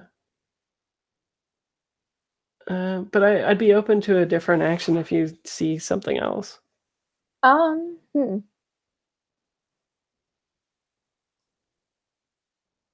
I dig the combat thing. So yeah, Yeah, you're like scrapping with her, right? She's definitely going for it. You're going for it. Yeah, exactly. Yeah, and I think this is gonna be. It's definitely standard. And it's risky because she's going for it as well. Awesome. And you get a helping die from J5 getting in the way, basically.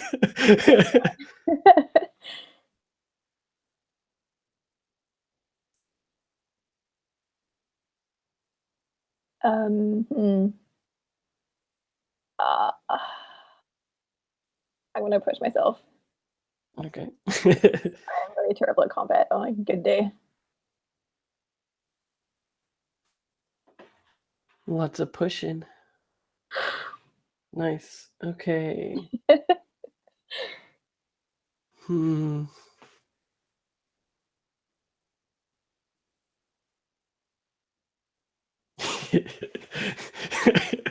Okay. I thought of a funny consequence, but I don't want to go for too much comedy. Can you tell us what it is anyway, and then we X-card it because it's too funny? Yeah, I was thinking it would be funny if like she goes for it, and in doing that she entangles J5, and he like cracks his head against the side of the wall or something like that, right? It's kind of fun. Pretty slapstick. Yeah, but you get your goal.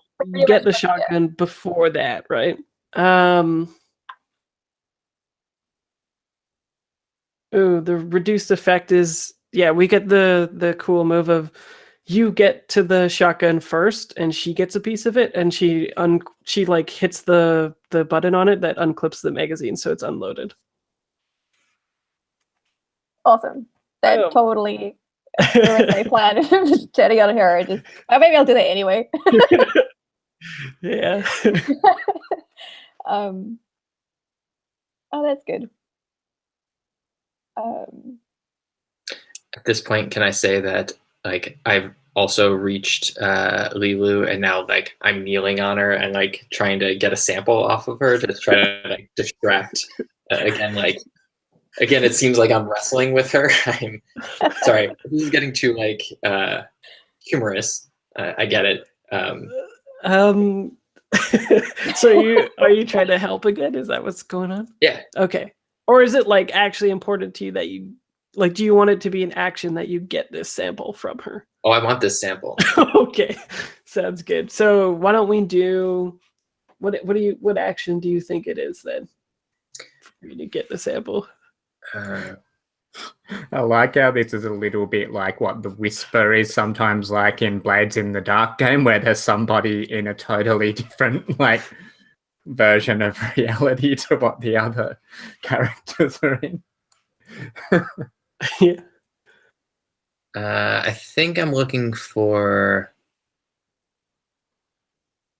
study. I mean,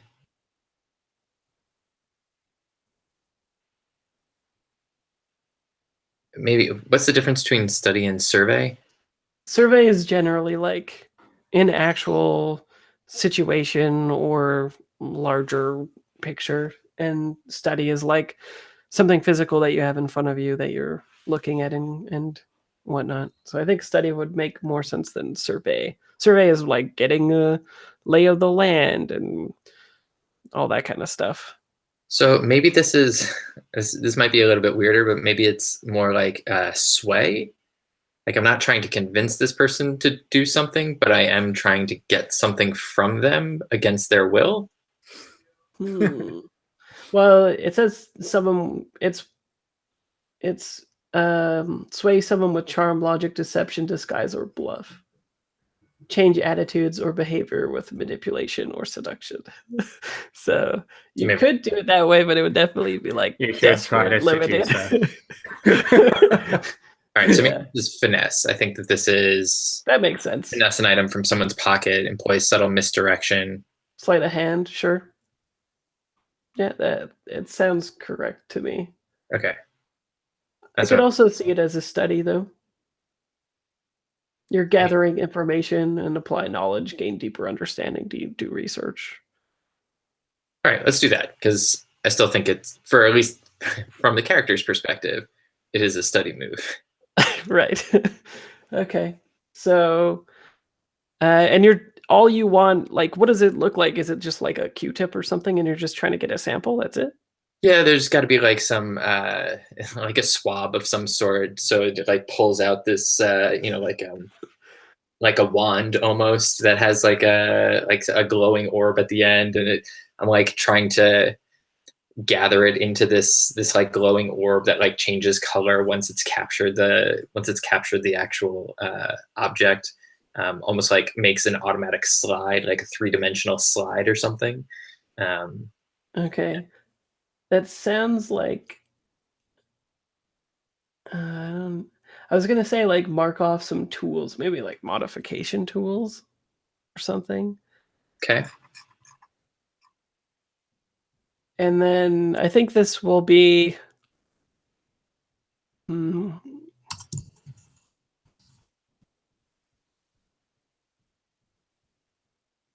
think it's risky. The risk is that she'll just pop you in the face, right? Like, get away from me or whatever. Yeah. Effect standard. You'll get what you want. You'll get the swab. I'm sure she's covered in these particulates or whatever. And I'm gonna push myself because I want this. Okay, sounds good. I want this. Is there an appropriate devil's bargain here?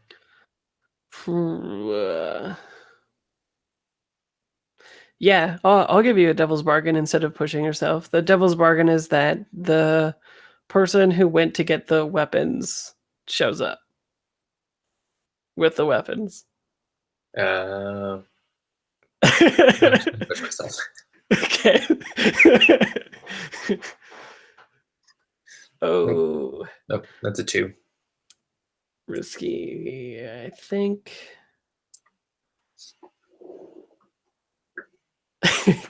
I think she pops you in the like face, and you take like another one thing of harm. You could also mark off a thing of armor, I guess, if you wanted to against it. Otherwise, just take like if it's your second one, I would say like broken jaw because you've been popped by her twice now. And yeah, I don't think you lose the opportunity because there's shit all over the place, basically, of these particulates. And I'm sure once she's taken out, you could just swab her again or something, right? So I don't want to say that you'll just like never be able to get these things, but yeah, you I think you like grab her and you're trying to like take a sample or whatever, and she just like boom clocks you right in the noggin. That's fair. Hopefully, it still gives Lauren an opening. Yeah, I And don't know. you can resist that, right? Is that something you can? You can resist anything. Yep. Like if you don't like that outcome, Aaron, you can, if you want to just try get the sample and don't have your jaw broken. That's true. Like, don't mind the broken jaw, but I want like this guy is desperate for this sample at this point. If I Well, resist, do I have to re-roll to like try to get it again, or like how does you'll have to try again for sure because you didn't succeed at the thing that you're doing. You'd resist the harm though, so you would have no consequence, but also not succeed. Yeah, that's all right. I'll take the I'll take the broken jaw. Okay, sounds good. There's Do you think that Silver and Haboob would have gotten there now? Do you think? Yeah. Well, yeah, because I think at some point Bulk like was like, Yeah, I can over see the it. comm saying, "Guys, J5 is high as fuck," and he's scrapping with someone on the floor. I need help. Yeah. Well, and also I kind of pictured the scene where you're scrapping for this shotgun to take like more than a beat, right? Like I think it's like we went over it quickly in the fiction, but I think it was kind of like at least a minute or two or something. Yeah. And we were probably running towards it. Yeah. Yeah, Haboob and Silver also would have probably been on the ground, like after diving out of the thing for a while and, you know, getting up and that kind of stuff. Yeah. Yeah. So we'll say you both arrive. What do you do? You go, Silver. You sure? You don't want to? You could help each other, and it could be a group action. Yeah. I kind of like that. Maybe we can go in with the like cool hand signals and shit. Yeah. Yeah. I'll follow you in. I'm interested in like some kind of like, what if we did like a group action on this, like the two of us coming in and like we see, you know, one of our less combat oriented members, you know, like scrabbling for this thing. I'm imagining like, I don't know, do we want to use guns? Do we want to like go after, like just go straight at them and try and like restrain the person and you know, like physically like together, or what do you think? I reckon Haboob's gonna drop her heavy weapon and just wade in with fists and elbows, just because I've got a move that makes me just as awesome with fists as with a gun now. Sweet. Yeah. So then, yeah, I say we both like come in and try and like get this person off of, you know, like get folk out of this jam here. I can imagine you going in with fists, and I've probably like packed away one of my like, you know, blades, but I've got the other in one hand, and I'm like, you know, just imagining using it like, you know, hopefully trying to, you know, get them from like, you know, from behind with like your blade at the neck or something like that to get them off of folk and something like that. Cool. So what is the goal though? To kill them or restrain them? I'm trying to kill them. Yeah, I think, yeah, I see a member of my team being harmed. I think it's okay. Yeah, so then I guess I am going more aggressively with the blade that I've got. If you're going in with fists, I'm going in with my blade. We're gonna try and kill this person. Yeah. Okay, so group action. Yeah. And who's leading it?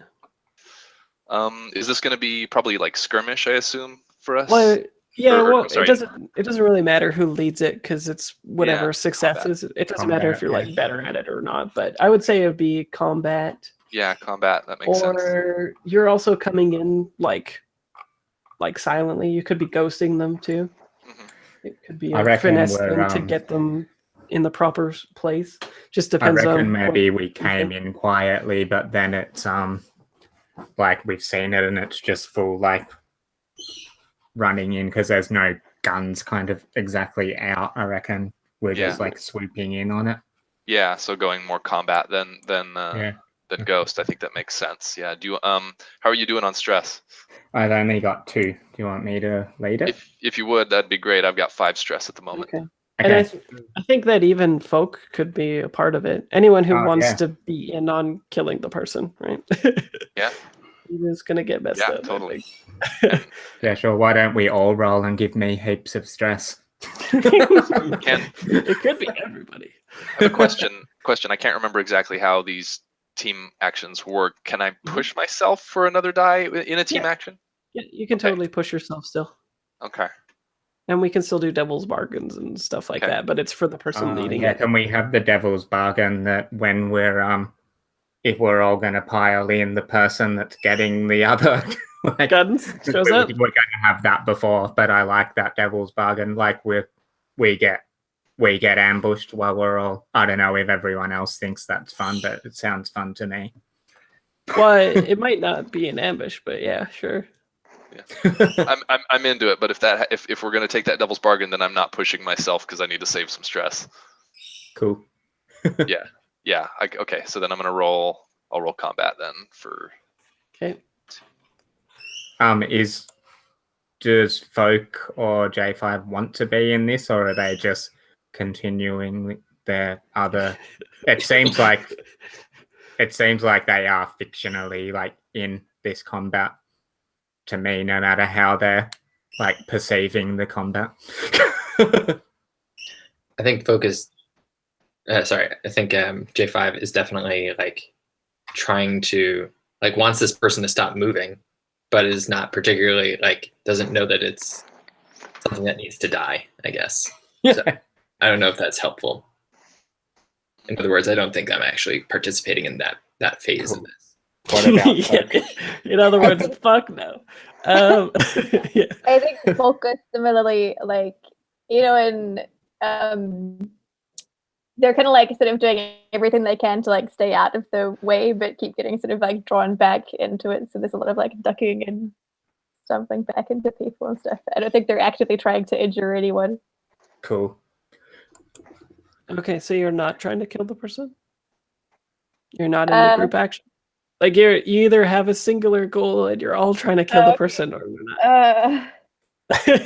There's no one who's like, I'm kind of in, right? It's just like you're doing. No, I don't want to kill this person. So. Okay. Okay, cool. So it's just Silver and Haboob then. Yeah. Okay, so I'm rolling my 1 die. Is it just risky and standard? Yeah, it's definitely risky. I think it's great effect because there's 3 of you though. She might try to knock somebody. 1 bonus dice. Ooh. Oh. Yes. Lucky. Whoa, Okay. I totally failed. Yeah, Haboob, you stress yourself out. But I got But you succeed, yeah. Yeah, we So succeed. what does it look like? Yeah, how do you So what take them out? happened with the stress? Sorry. You stressed yourself out. You took 1 stress from Oh, yourself. cool. Okay. Yeah. But then Silver's the one that takes it home, but you're both doing it. So why don't you each tell me what happens when you come in? She has like she ejected the clip from the shotgun. Folks stand it up with the shotgun. They both stand it up. She had just clocked J5, and then you guys had like rounded the corner and went in, right? And she was probably like about ready to like start kicking, you know. I think maybe Haboob just like flying, you know, sideways tackles her into the ground and is wrestling on the ground with her, and then whatever Silver does happens next. Okay, so we got these 2 wrestling on the ground, and Silver's just right there behind. I think Silver like jumps at them and like lands with like both feet on either side of these people, so they're both, and just like takes the sword straight down, and it kind of like barely goes over your shoulder, Haboob, and like kind of right into the chest of the person. That's where the stress came from. The sword going straight past her face. Right. And I think there's like a choking gasp, right? Like she tries to suck in air, but instead it's like a lung full of blood. So it's like a gargling thing, and she like puts her hand up on like Haboob's face, and it like claws down it, right? It doesn't cause damage, but it's there for effect. And and then I think that's when you like hear maybe like a scream, and everyone like turns towards the street, and there's like a person with a duffel bag who looks a little short, and you realize that it's like a kid. It's like a young female presenting person, right? And they have the same sort of side-swept haircut as her mom and dad, and then she just bolts. And we'll take a 5-minute break.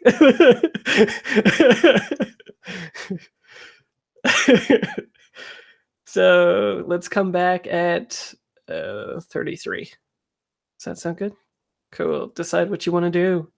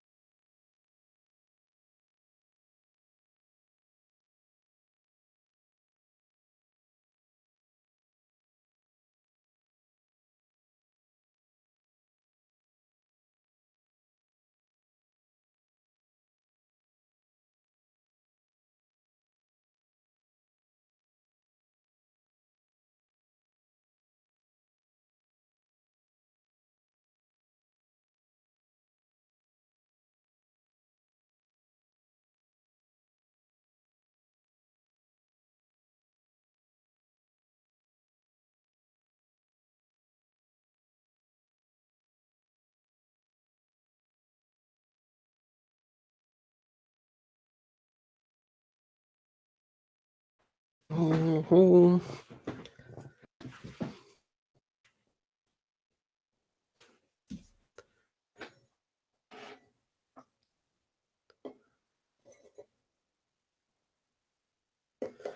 Hello, welcome back. Lou, also good to see the repercussions of our murdering, I guess. Yeah. So I'll clarify when I say kid, it's like a teenager, not like a 5-year-old or whatever. Yeah, And I guess kid takes me straight to little kid, so that makes it a lot I should have sadder said and harder. teen or something like Yeah, that. that's fine. Yeah. Yeah. And she's wearing like huge 80s red sunglasses, and she's got like a butt of a cigarette with like a beauty mark on the side with some like I don't know how to describe it other than like a body wrap. It's like a cape as if that it like wraps around kind of thing, and then like black skinny jeans that are like ripped a little bit with some like skater shoes, except in the future, basically. Futuristic skater shoes. Neon skater shoes or something. Yeah. We get like her. Man, I need a haircut. She lets out like a cry, and she's got a duffel bag, and you can surmise that she's the person that was like supposed to pick up the guns or whatever, right? And it's not an ambush like Lou thought. Instead, she's like sees this, and I think we even get like a shot of Lilu slowly dying, her head like back, and even just sort of like doing the like run or whatever, right? Before she dies, and then she just like fucking bolts. So what do you guys do?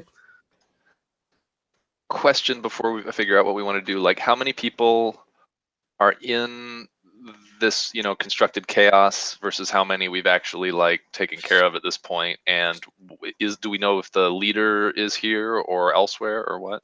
Jokasa's dead. The last person is this girl, this 15-year-old girl. Okay. Who was it that I blinded That you by blinded. shooting the table? I think you took him out, right? Didn't you? Or did you not? Well, I was bargaining to have just like very badly blinded and hurt them, just because it seemed like more fun for potential like later, but they can be dead. Maybe they bled out by now. Yeah, well, if they're not dead, if that's what you wanted for your bargaining, that's fine. They're just like tripping out and wounded seriously from a shotgun blast, their and eyes are messed up. yeah, and blinded apparently. So, what, like maybe it's one of those things where the audience thinks that they're dead or whatever, but after you guys leave, we'll get a shot of them being like or whatever, right? But what do you want to do? Do you let her run? Hard decisions. I think Silver does, because I think this is actually kind of a crisis moment for Silver, like kind of strangely enough, like coming into the room and seeing both J5 and Folk, like J5, tripping still, and Folk like struggling with this gangster with a shotgun, and I mean, J5 hurt over there. I think this is the first, like, Silver went into full on like covert op mode when this thing happened, and it's just dawning on Silver that these are not soldiers. These are not like operatives. That is like I think you probably see Silver with like a whiter, like more pale face than you've ever seen before, realizing that like I almost got some people not prepared for this killed by like dashing off on my own and by dragging you all into this. So I think I'm more concerned with you guys right now, like trying to take care of J5 and calm down. I don't know what Folk is like right now. Like, is Folk like in hysterics, or are you like calm, or are you like somewhere in between? Probably somewhere in between. I feel like folks probably see some stuff that is still like, oh shit, we just like killed a bunch of people. I've not done that before. This is a new experience. Yeah. Oh god. It might be. It seemed like maybe could be a good time just to get like a little bit, if anybody has ideas about the gang like coming together. Like I can imagine in the TV show, like of Silver, like seeing this like people messed up. Like I am kind of like, I don't know how we bring that in, but I'm starting to get more curious about those origin stories of the like others coming together. If anyone, does anybody have any of that in their head, or like Fraser, how do we make that sort of magical thing happen? If other people are into it, like, you mean like a vignette of how you guys came together in the first place? just some sort of little free play, like just a flashback, right? Yeah, do you have any idea about that, Lauren? Or you still don't really? We're still playing to like find that out. Yeah, I mean, I had in mind for folk anyway, sort of like joining the crew because they are super attuned to acts of God, which are the basis for our drugs and stuff, right? So like that's sort of, I feel like they rocked up one day having tracked down, maybe we're like, you guys are, or we're like, I don't know how we came together as a group, but and then sort of being like, I can totally help you find all your acts of God and stuff. If you give me a roof over my head and a workshop to brew drugs in, I'm happy. I'm kind of picturing. Sorry, you go, Jesse. Oh, sorry. Yeah, no. I just had a question, because to be able to like frame how I would have joined this, I need to know. Silver would not have been the one to think of harvesting and selling drugs that are from acts of God. Like Silver would definitely have been like, it wouldn't have been their idea. Like I'm just interested whose brainchild that was. I'm kind of thinking maybe would it make sense, and it would be funny in the context of this mission if it was maybe J5 is the mastermind of the or was it responsible for like pulling the. I can kind of imagine a couple of little vignettes of J5 maybe meeting us in that if you're happy with that, Aaron, like meeting us in the tea shop and like kind of, like I can imagine Haboob being hired for muscle and Silver being hired for, operational experience. And then you meet this like traveler, like, kind of kid. And how does that sound? I mean, if you're asking me, do I want to be the criminal mastermind behind our group, then the answer is yes, obviously. No, that totally makes sense. And it makes sense that like it would start off small. Like I'm picturing Ghostbusters, right? Like it starts off with a scientist, like with a crazy guy, and then you add the scientist, and then you add the muscle, and then you add like the brave one, like et cetera, et cetera. I watched this, is it Spanish? Did anybody else watch that Money Heist show? It's got a stupid name, but I think it's because it's a literal translation. It's this Spanish show about a heist, and it's the whole season of the show is spent like inside the bank or the mint that they're running. It's fantastic. Like the whole thing is like, it's super slow, but it's got that guy, like kind of the spider slowly pulling, like he builds the gang at the start and stuff. It's really good. I really loved it. It feels heaps like PBTA, like bank heist show. Yeah. And it could even be, maybe that's how our specific group formed, but it could also be that like, maybe we were recruited by some higher power that we don't know. Like we were brought into it in some capacity. Like maybe, I don't know. I don't know how that would look, but maybe who's our who's the person that runs the Blue Oolong? Is it Vivi? Vivi. Are you trying to say that Vivi is the one who organized you all?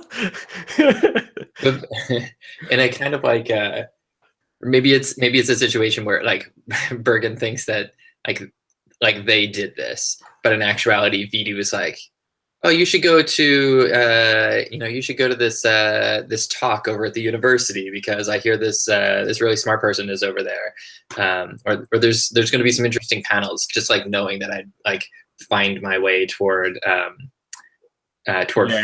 something. I actually really like that. Or like, hey, hey, meet Haboob like in the coffee shop one day, but she's totally organized for Haboob to like, you two haven't met before, like bringing it all together.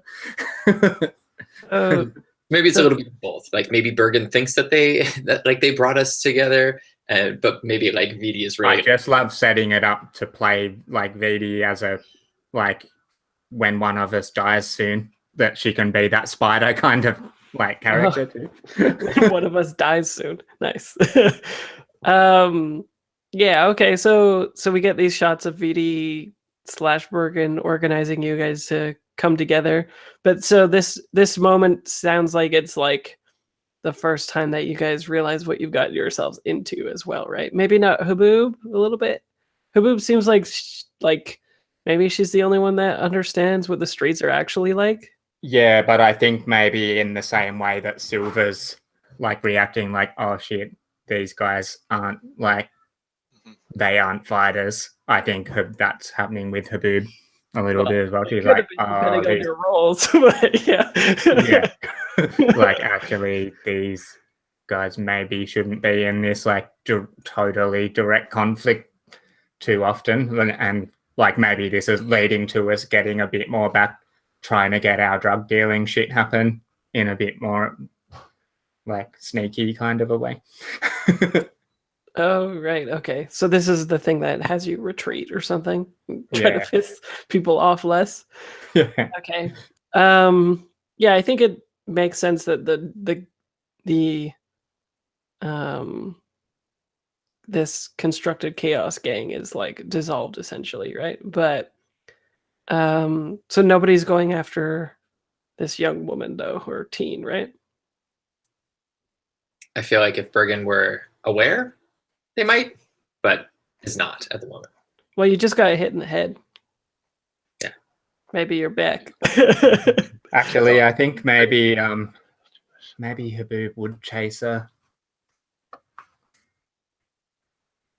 Yeah, I think Haboob's gonna chase her after looking at the others and being like, Silver's like not going anywhere. I think I'll dash out into the alley and try to chase her down. Okay. Maybe Bergen is like, what is that child doing? And like draws attention to it, and it's like, sort of silly but subtle kind of way. And that's when Haboob turns and looks at the kid too, or everybody, I guess.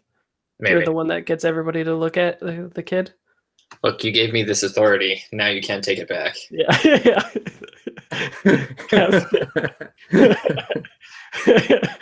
Okay.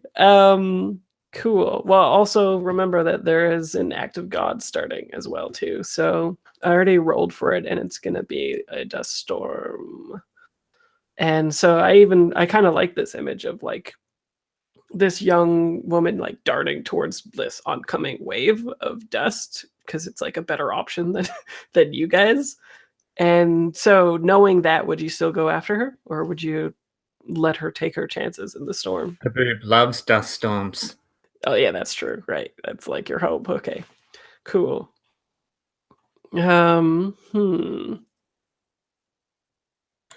Is there a pressing reason for the rest of us to even leave this? Like, do we think that there would be authority? Well, the grenade went off, right? Yeah. Because I was thinking otherwise, why would we like run out into this shit? Yeah, it was really loud. It may not have done that much, but it definitely like fucked up the upstairs and probably shattered the windows. And we did say we were adding heat to the thing too by using the windsock thing too. So I guess we're making a scene. Yeah, I would say that the scene has happened for sure. But I'm totally gonna run into the storm. Okay, sounds good. And okay, so do you have? And you've already got that thing on your mouth anyway, right? Like the thing to not get high is probably the same thing too. Well, I don't think I ever managed to put it on because I was too busy shooting, but I can put it on now. I was too busy shooting, yeah. So that's specialized tech, right? Yeah. Cool. Okay, so let's just abstract it with one roll and say that it's risky. The risk is that she gets away, right? Yeah. I think it would be desperate, but you're like, this is kind of your thing, so it's just a normal thing for you. Like, yeah. she doesn't really know what to do in a dust storm. You do.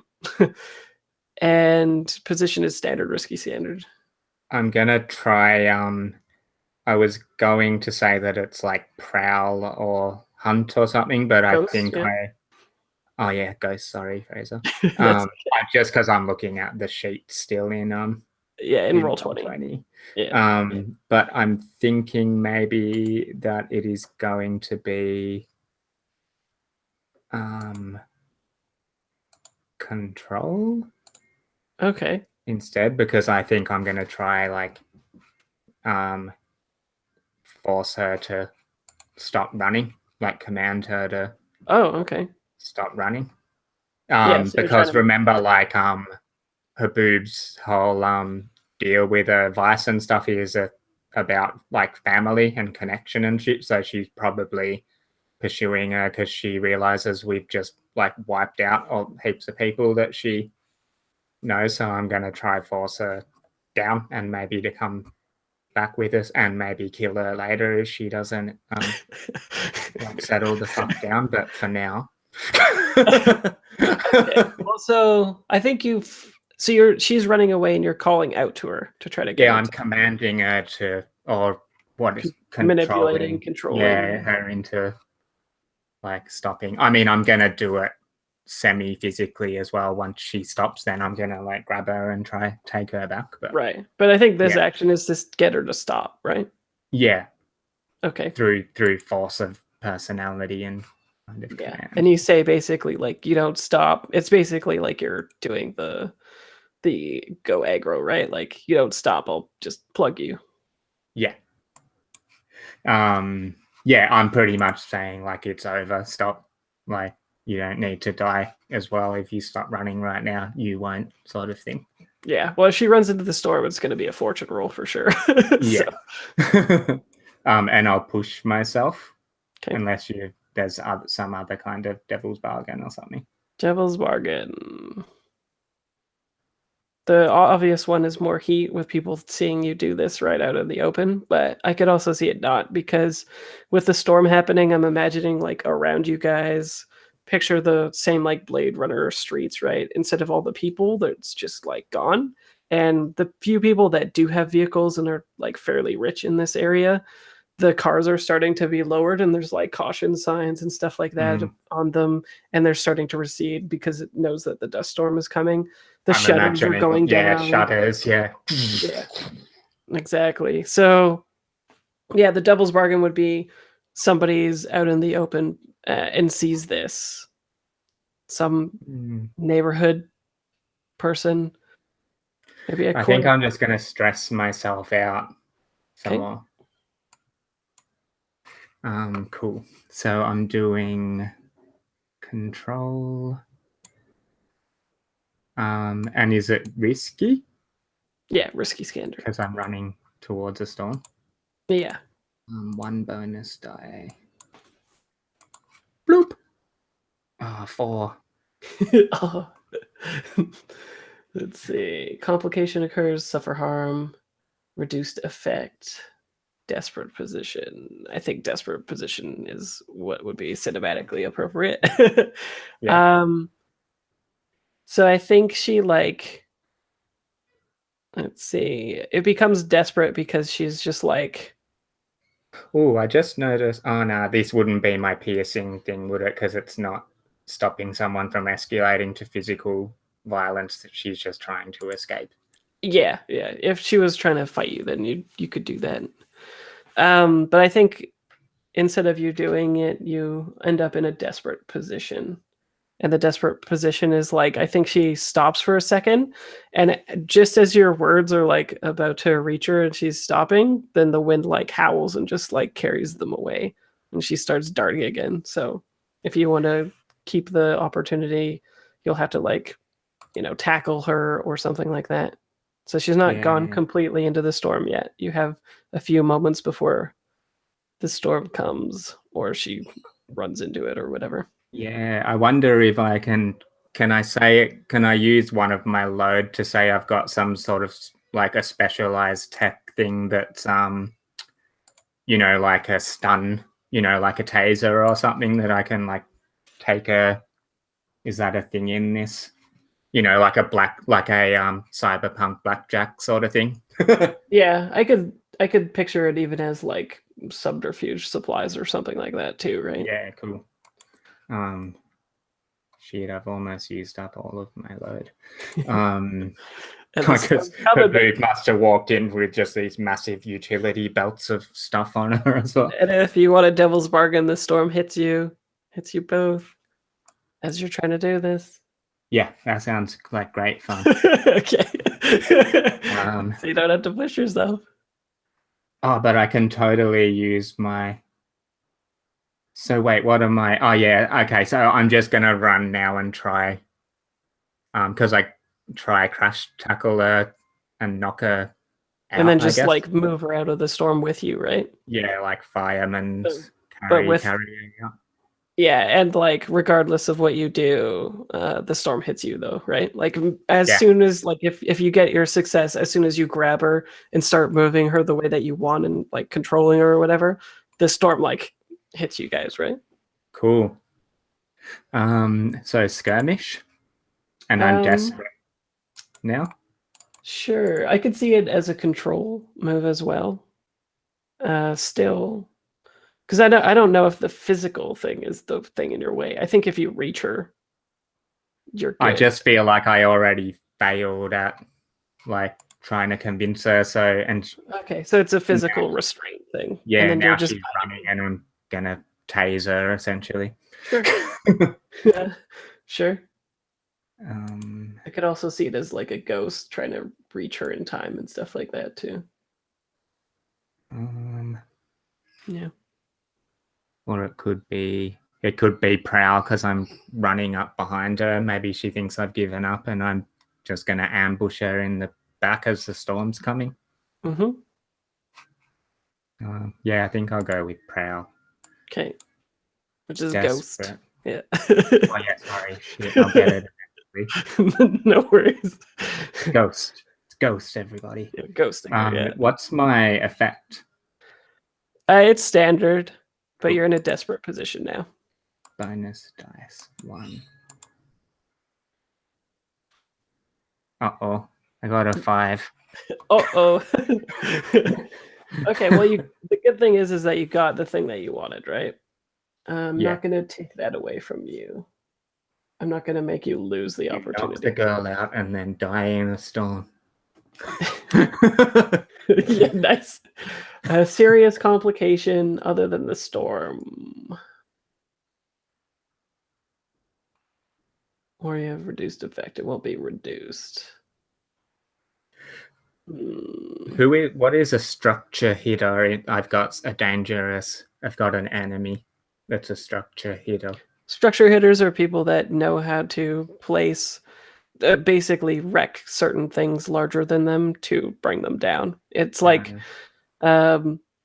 before, when climate change was happening and it happened more rapidly, these things became really whatchamacallit, like organized groups would go out and do this against power plants and things like that to try to like halt climate change, but it was already too late.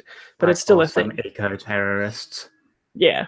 They try to take down stuff that is bad for climate, but those skills can be applied to any structure, right? Cool.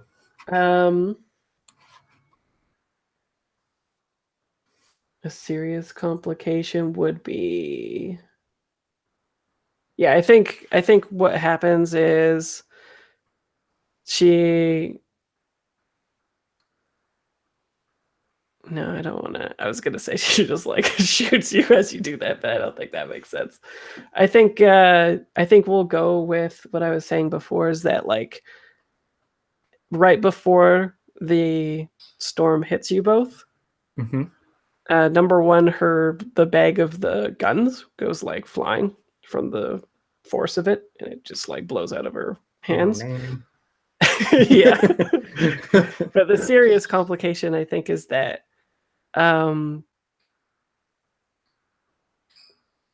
whatever was trying to... Ooh, I know, yeah. So there was like a car that was trying to recede into the ground or whatever like that, but the storm hits too quickly. It was like the warning came too late, and now this thing that is receding gets stuck. Maybe actually the bag like slides under wherever it was trying to recede from, right? And then like hooks it and stops it. And it's actually in your way now, like to get through this area. But you wrangle her well. I don't think she's got the physical strength or the wherewithal, especially once the storm hits you, to do anything. I can resist this too, can't I? And Yes, just you get can. there. No, Yeah, I cool. don't think so. This one's hard to resist. I'm trying to traumatize myself, so I'm using heaps of stress. Okay. So that's 2 stress to resist it. You resist roll, and then I roll, yeah, so I can trauma myself out. yes. Yeah. Roll the click on. Let's see. You had made a ghost roll, so you're going to resist with prowess. You click on the prowess button, and it should ask you to do the roll. Yeah. Okay. No bonus dice, just straight up. Yep. With the resistance roll, yeah. Oh, fuck you. Okay. So 6, of course. So you take no strength. It doesn't happen. So nice. But it still hits you, the storm, because that was the devil's bargain. So I think, in an alternate reality, that's what happened, right? But then we rewind a little bit or whatever. Yeah. And sands of time. I think, so how is it that you grab her? Do you just like sweep her up and firemen carry her or whatever and grab the... Yeah, I think I like tase her in the back of the head and throw her, and can I get the guns as well? Yeah, you've got the guns. But you're in a storm now. Yeah. But, okay. So what is, nobody wants to combat it. So I think maybe... Is it safe to say if we did a group action to get back, that would be fine? To like ghost there or something? Or trace your way there, or however you want to do it? I was wondering too if I could use seasoned to sort of gather some information on like sort of its magnitude and like where the wind is taking it and stuff, and where it might be like a safer direction to travel in. Sure. Well, that's happening. Yeah. So like whip out the laptop or whatever and tune my ears into the sandstorm to help. Yeah. And you've got +1d and +1 effect when it comes to Act of God, hey? Yeah. I see how it is. Y'all are good at this. Okay, so to get ourselves situated in the fiction while all that was happening with Haboob, were you guys staying in the shelter of the garage, or were you running towards Haboob? So once that was over, you could all just, as a single unit, go to where you wanted to go? Or what does all that look like in the fiction before we proceed? I think we probably are trying to regroup, right? What do you think, Lauren?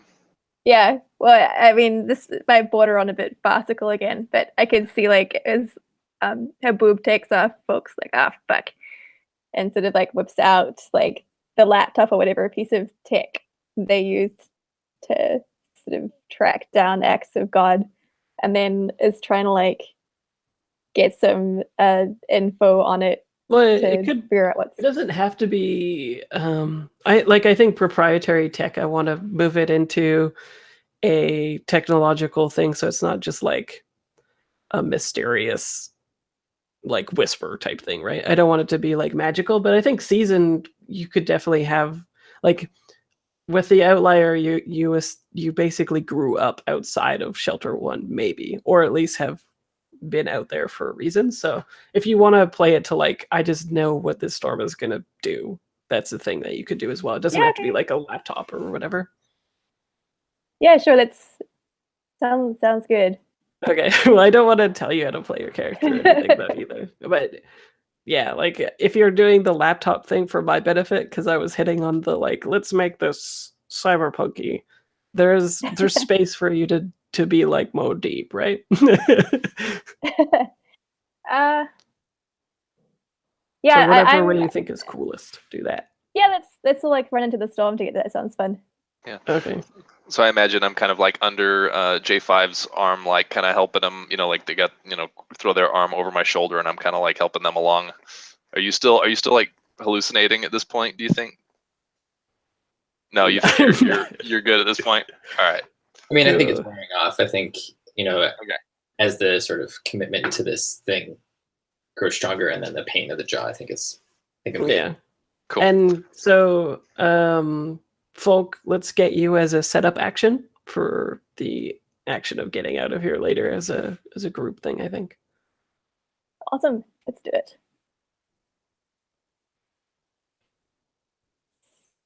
So what am I rolling? Whatever you think it was. You're gathering info, so probably survey or study. Yeah, either of those sound good. Which one do you think it is? Let's go for a survey.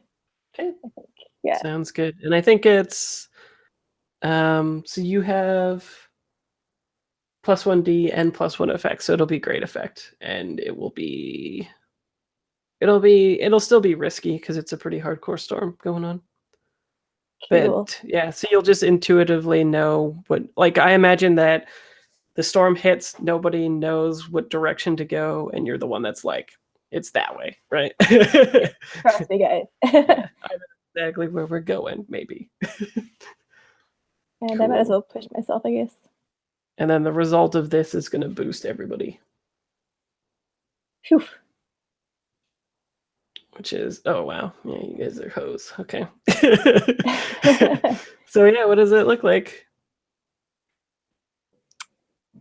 I don't know. I grab J5's hand and I'm like, "Come on, we gotta go save her poop." And then take out into the dust storm with like our face masks on and stuff. Yeah. And then and you know exactly where to go. Yeah, totally. And that means you'll be set up for +1 effect and improved position. Are you the one also leading it as well then? I guess. It doesn't have to be, but like you could, it was a setup for somebody else too. So I could totally see you being like Haboob in the lead and you being like, no, it's this way. Out too, so that could be cool. Yeah, do okay. it. Nice. Okay, Haboob's in the lead and everybody's ghosting, I think, unless people think it's a different thing. Ghosting sounds good to me, or could be tracing. Whatever. Yeah, if anybody else has thoughts. Ghosting it is then? Ghosting. Cool. Sounds good. Let's see who gets stressed out. Everybody roll it up.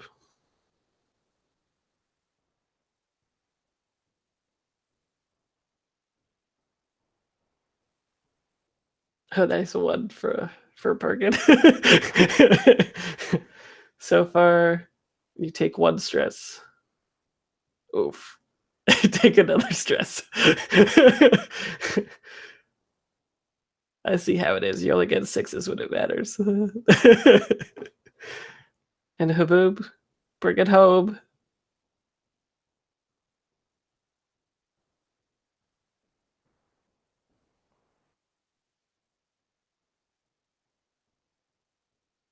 So far, it's 4 is the highest. 5. Okay. Cool. Let's see. I could just abstract it to it being. So suffer harm, complication occurs. Yeah, I think we'll just do that. I think everybody just takes level 1 harm from getting like messed up by the storm, right? Like there's like bits of junk and shit coming at you. There's like storm scraping at your skin and all that kind of jazz. So you would take level 2 harm, I guess, right? Because you already have 2 level 1s, Bergen? Because it jumps up. I was just about to ask how that works. So I have 2. I thought I had 1 harm twice. Yeah. So is that? So now the next one, it becomes level 2. Got it. Okay. Yeah. So Bergen's weathered. And then, yeah, you get back to your place, which I imagine the storm helps you keep covered, especially for those people who took heavier loads. And, you know, carrying a 15-year-old fireman carry style and a bag of guns. Cool. Yeah. Um, And a shotgun and a taser and a bunch of other weird stuff. yeah. And I think when you get back, you like push through probably the work shop area. Like it probably has like shutters or whatever, and you have to like go to it and like cover with your eyes and like put in the code or whatever to get it up, right? I really love that this is the first time we've come back knowing that VT is actually the mastermind of hell. She was just like an innocent old lady before. Now she's like waiting for us to come back with after the job. Yeah, it was funny too because last episode we thought that she was like a friend who was kind of like helping you out a lot because I was like, so you're just paying this person to mind the shop or whatever, but she's your friend. Okay. Like a little bit weird, but obviously it seems now, like we're kind of a bit clueless about that she is actually the head of our gang though. I mean, yeah. Like how none of you guys want to take responsibility. So you're like, the NPC. I is would the totally want to play her though when I die. Okay, nice. When I die. Did you stress yourself out, by the way? Did you trauma out from 2? Nah, we still ended up being 2 off, unfortunately. Unfortunately. Yeah. Well, maybe you'll overindulge. It'll be fine. So how do you take care of this girl? Do you just like knock her out and tie her up, or like what's the thing that you do once you finally get in through the dust storm and everybody's like a little beat up? Maybe some people have some cuts and stuff like that. I'm actually kind of wanting to go with something that's like a contrast to the violence. Also, I didn't say as well with that level 1 harm, people can resist it as well, right? Lou? Yeah, I'm totally gonna resist that. Same here. Same here. How do you resist? It costs how much stress? However much you roll, it's 6 minus whatever you roll. So if you roll a 6, nothing. 5, 1, etc. Aaron starts smiling. Oh, so you take 2. Okay. I saw that out. Yeah.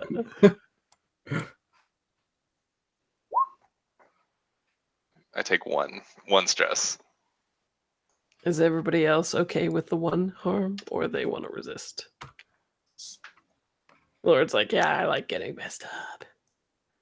It's fine. What about Bergen? Are you going to take that level 2?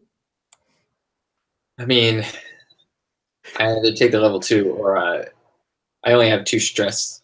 I only have 2 stress left, so yeah. Although it's heaps fun. Yeah, well, I could definitely see like the way that everyone's been RPing this situation. People could be traumatized for sure, right? Yeah.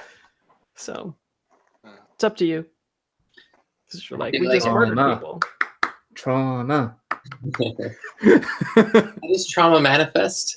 Is it a you choose the trauma and then you role play it, and when it like comes up in the fiction in such a way that when you invoke it and it gets trouble for you, then you get XP off of it as well. Can you see the little list of like options there, Aaron, next to the like it's got those little different cold, haunted, obsessed. Yeah. And it's up to you how much you play it or don't play it. The trauma, like, you know, if you do it like once a session and, you know, it causes some trouble for you, then you get the experience for it. So it's just kind of a cool way to give your character new qualities and little experience boost as well. Especially if you want fictional positioning for them to have changed in this like hard life. But when you hit the 4th trauma, you retire your character as well. Got it. All right, I'll do it. Cool. Swayed. So how do I roll resist? So you hit prowess on the sheet and no bonus dice, and then you just see what you get. 3. So you can take 3 stress. Yep, so that's a trauma. Okay. So in the normal thing of this, you get taken out of the obstacle and you say how you come back, so you guys can say that. Like maybe we'll do a quick little vignette, do XP. But what I want to know is, what do you guys do with the girl and that is being carried, and how do you guys come back? Like, how do we see that you guys have trauma? Or maybe we see it next time too. That's fine too. Oh, I totally know what mine is already. That Who you did trauma? You traumatized? Yeah. Oh, nice. Yeah, her boob's gonna go soft. From the experience of seeing she can probably run the daycare center now. Yeah, I think the experience of I'm kind of thinking maybe in her past life of violence it was like outside of the city, and she often probably didn't have to see the consequences of her of the violence as much. Do you know what I mean? Like it was just kind of like I think she was guarding shipments and bandits tried to rob them and she killed them, or like she just left the bodies behind. So I think maybe this has affected her in quite a strong way, and that's kind of why she chased down the kid and stuff in the first place. So yeah, that should be interesting. And in terms of getting lost, even though it's kind of happening on the way home, I think I'm just kind of imagining maybe we get a little bit separated maybe we all kind of come back from different angles to the shop or something, if that makes sense. Like we almost make it all the way back and then we're forced to separate or whatever. Yeah, sure. Or maybe like Silver and Folk each respectively come back and grab you or something. Yeah, cool. That sounds good. Mm-hmm. And so, yeah, I think with this girl being here, it'll be a good opportunity to go soft too, right? Like you have this prisoner that you don't really want or whatever. Yeah, but I'm kind of want to see with this, the reason I grabbed her was I'd kind of like to see that that counterpoint between the merciless violence and then dealing with the consequences in a quite human way. Like that's what I'm kind of interested in playing with. I like that idea. Sure. And what about Bergen? Do you think you just need a little help through the storm as well, or do you have something else in mind for being taken out of the obstacle and then coming back? So I think I'm trying to. Okay, so here's what I'm trying to pull at. So I want this sort of oddity of him using using this contraption on a human to have either some kind of one of two things. It's either an obsession or it's a paranoia. So an obsession, it would be like he's obsessed with figuring out what this thing is actually doing when it makes contact with the human body, and what is in the human chemical composition in this sort of post eco disaster thing. Maybe he thinks that maybe he's analyzing this. This will be later, right? This isn't what's happening right at this moment, but the way it manifests right in the moment, I guess, would just be he stays behind and he's just trying to gather as many different samples as possible, and how it might interact in all these different ways, because he can't get it pure from the machine itself. Oh, or is it everybody starts going, and so do you, but then you are pulled to get that knowledge and you go back and get all the samples and then you come back. Yeah. And that's when your obsession starts, is on camera we see Bergen trudging through after the people, maybe there's a little bit of light on people's suits or whatever, however you're trailblazing with each other. And then we see Bergen pause and then look back at that, at the garage, right, where all the samples are and stuff like that. Yeah. And then you think about it for a second and then you go back and get all that stuff that you need, right? Yeah, no, I think that's perfect. Cool. And then later on, people don't even know, right? You're just like, oh, I got a little lost. But yeah, you could, people don't, the crew doesn't know that you went back, but you could always play to that later or whatever. That's cool. Yeah. Perfect. And so, what do you guys want the last shot of this to be? Just you guys getting in?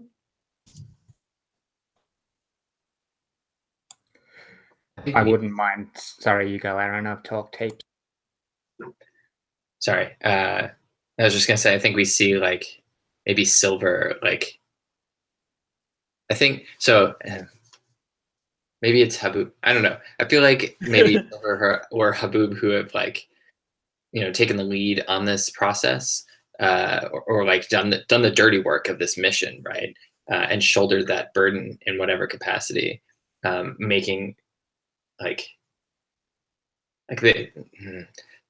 I don't know, the way Jesse explained it. Now I'm thinking. Sorry. Now I'm thinking otherwise. I'll take it back. I'm done. Sorry. Oh, okay. Sure. Yeah, because I had an idea of like Jesse's character sort of like assuming control, like knowing that these people are soft and perhaps not prepared for this level of thing. Maybe it's okay, now it's my duty to prepare them, or like now this is my group to sort of. Oh, like when you guys are getting in, Silver's taking charge. Right. The group dynamic has changed a bit. If anything, I think it might be the opposite. I think you might see me being Silver is probably being a little more. I don't know how to put this, but actively looking after like the well-being. You're injured, pretty, with that jaw and everything, and then looking after at least making sure that folk is okay as well. I think you're seeing more.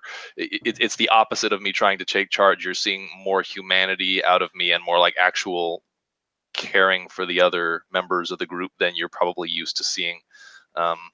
Just realizing how my approach to what we did put you guys in more danger than it could have been otherwise, and that I think that's what we got there. And I think there'll even be a moment where I'll come up and talk to one or both of you. I don't know if Haboob is around at the moment or not, but and be like, I say that was more dangerous than I think is wise for our group right now. It's like, first of all, I think we should refocus on our business.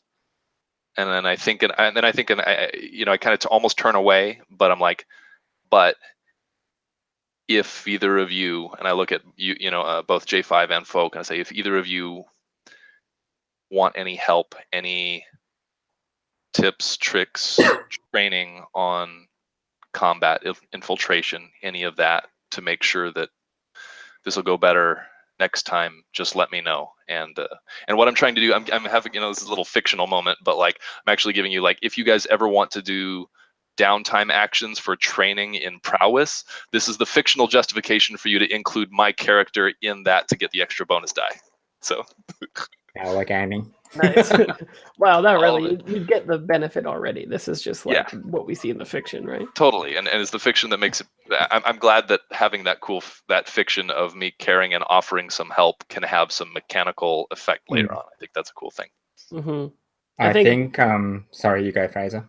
It could be the ending of the shot, even just being like, we don't get to see what you do with the girl yet, just because we don't know that you've gone soft, maybe. But what if we get like a shot of everybody in their respective rooms having the same shocked, like shell shock, and then I wouldn't mind like briefly maybe. I think I'm gonna retire Haboob and start a different character. Yeah. Mm-hmm.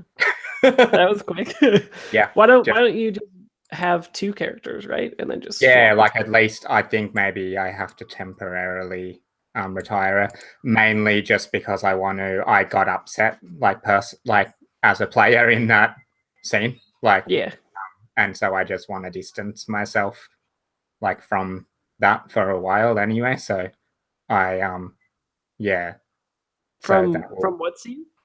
From the scene where I thought that was a small child that was in the scene instead of a teenager earlier, and it just seems like a good tactic for me to like get a little step of removal. Like, even though we addressed it, it was just I still felt the initial like unpleasantness of visualizing it. So right. Okay. Sure. Well, why don't you have 2 characters then, and then that way Hubub's not just like gone. They're Yeah, just gone for an episode or whatever, right? yeah. I was gonna even say maybe she's just still around the place, Oh. but she's not on like active duty. Yeah, it could be like the Sons of Anarchy episode where you're like, I'm done, right? And then Yeah, until yeah. like the life pulls you back or whatever. Yeah. Anyway, I hope that's all right. Oh, yeah, I'm totally. really enjoying playing. I just might need to do that. Sure, sure. Yeah, that's fine. And then you can selfishly, I just think that you can play test a different one that needs play testing. I was also thinking that would be cool. Because there's the haunt and the faint still too.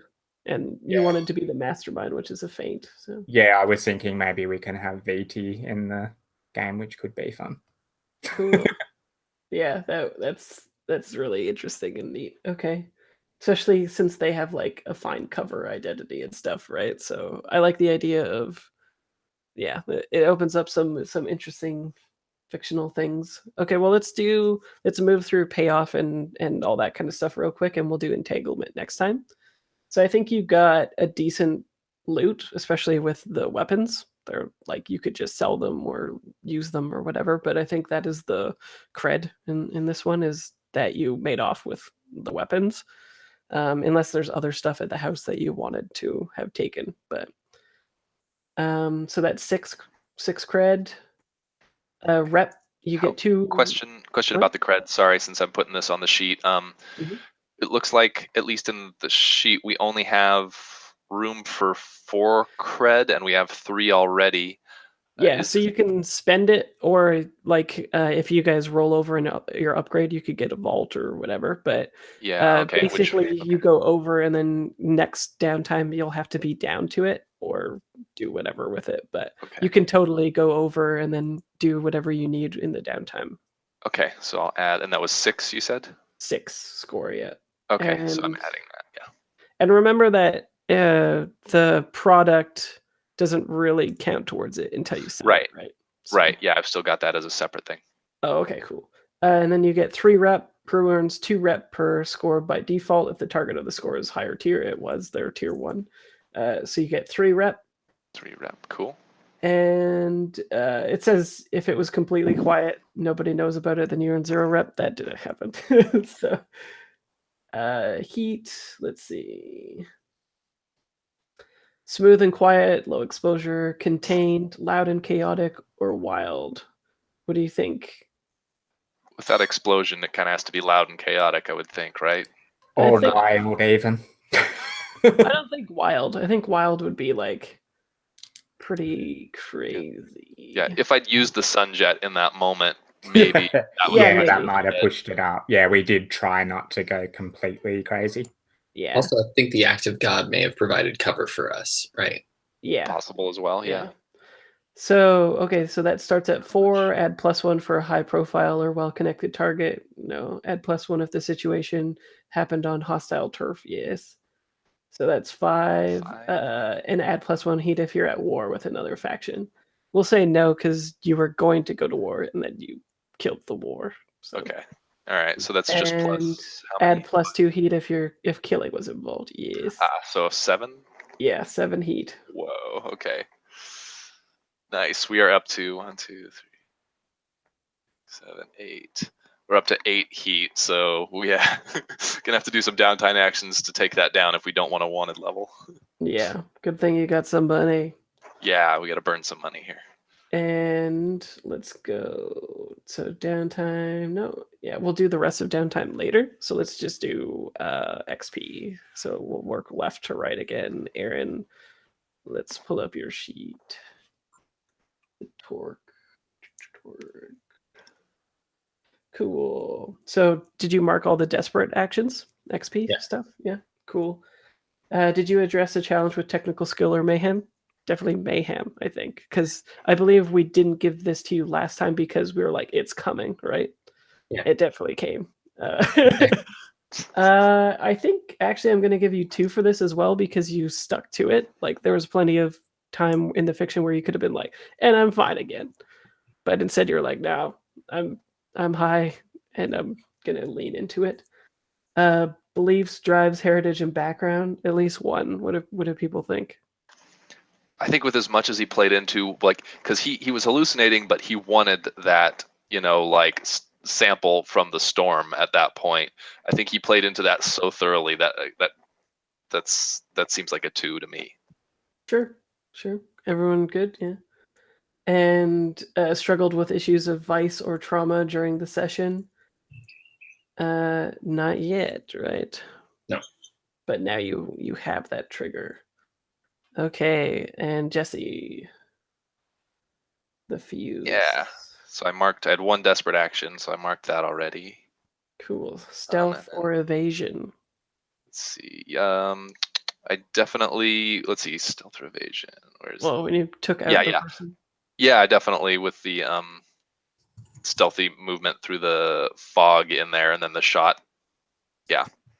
Okay, so is that one you think for that? I don't know. What do you think? What about the first person that you took out too?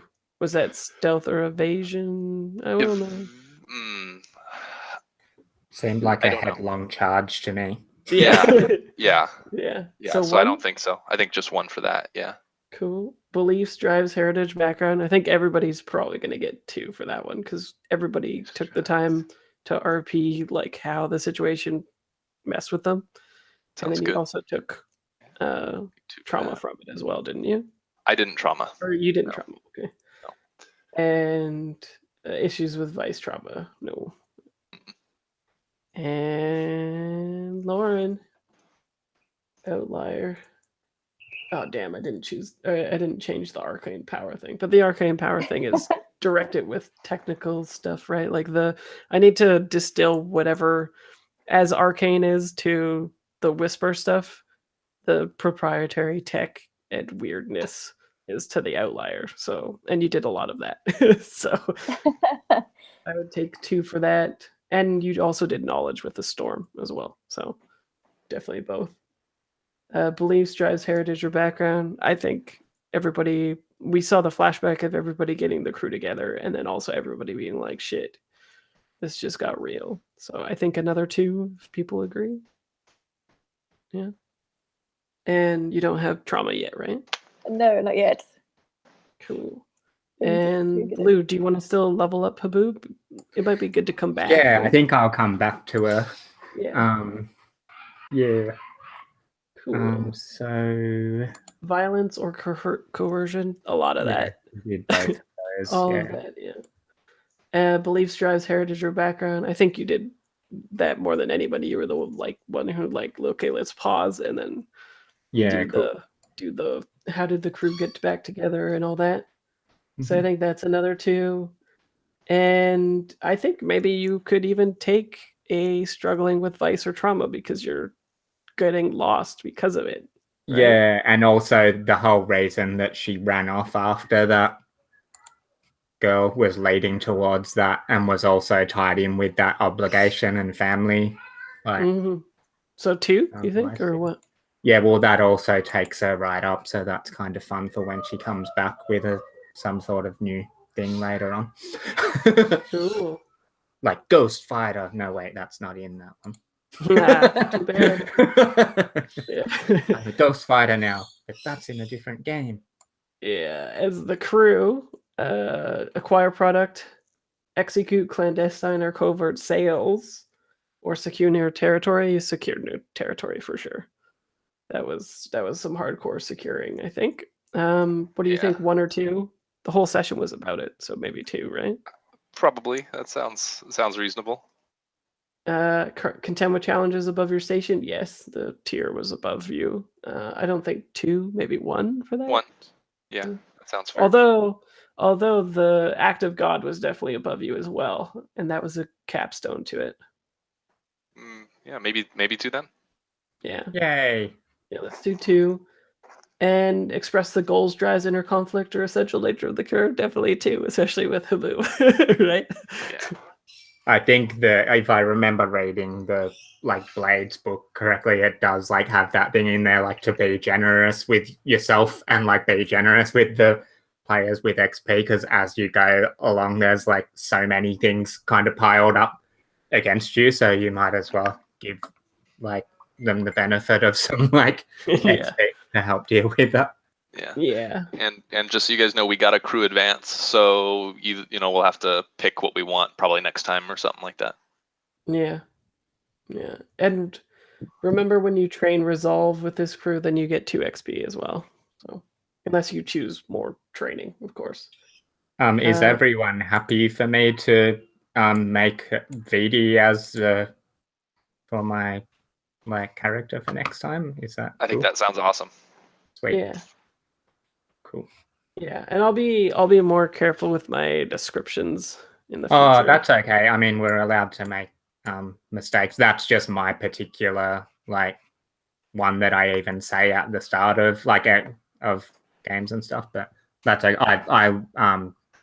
I really like playing with you guys, and I feel safe. Like I felt safe to say it and everything. Yeah, it's just it's funny because even if you are able to X card something or whatever, it's still like hasn't necessarily like stopped you having the like initial like I got a little like surge of adrenaline and like I got a little fright. Yeah. Yeah. That's makes not sense. like that like not a nice kind of feeling, but I you dealt with it like really nicely for me. So yeah. Sweet. Okay. Razor. And so you are going faint? Yeah, I reckon. Interesting. I like it. Yeah, we'll see how that works out. That's the spider-ish one for this one, but tweaked a little bit. You're the one. Yeah, I like the behind the scenes video. Like, I wonder, it would be interesting if like nobody ever realizes that VD is the head, right? Like ever throughout this entire thing. Yeah. Because Pouring tea and making like suggestions that just sound offhand and whatnot. Yeah, but like totally running the show. Yeah, well, She could also be a fun shared character potentially. Like if I go back to the other character, like we could. It seems like that could be a fun thing that we could like potentially all have a go of being the like the spidery like head character. If we wanted to. Yeah, that would be neat. Maybe let's do this then. Maybe the finale then is you guys looking in your rooms, like perturbed about what's happened. But then we'd have like a flashback scene, and we see Jocasta and I think it was Lilu who came in. They were clearly, from their perspective, going to talk to VD because they had some information that VD was the right one. And that's when Habu comes in and like has the gun, and everybody else is like rolling them and shit. But initially, like maybe we see like a thing of confusion from Jocasta, and when she gets like told to get out and like you guys threaten her and stuff, we see like a little shot of VD in the corner kind of like smiling as she's doing something, right? Yeah. And then that's the finale. Yes, that flashback, and then maybe like right after that from the flashback, you go to her bringing all of us tea when we're in our shell shock state and just kind of like patting us on the shoulder and stuff, just like comfort. Yeah. Well, if that's okay with Lou, yeah, because now that is her, right? Lou is VD. That's funny. I guess I wonder if you should choose another friend then, though, or what? Well, we'll figure that out, I guess. But yeah, I'll stop the recording. Thanks, everybody.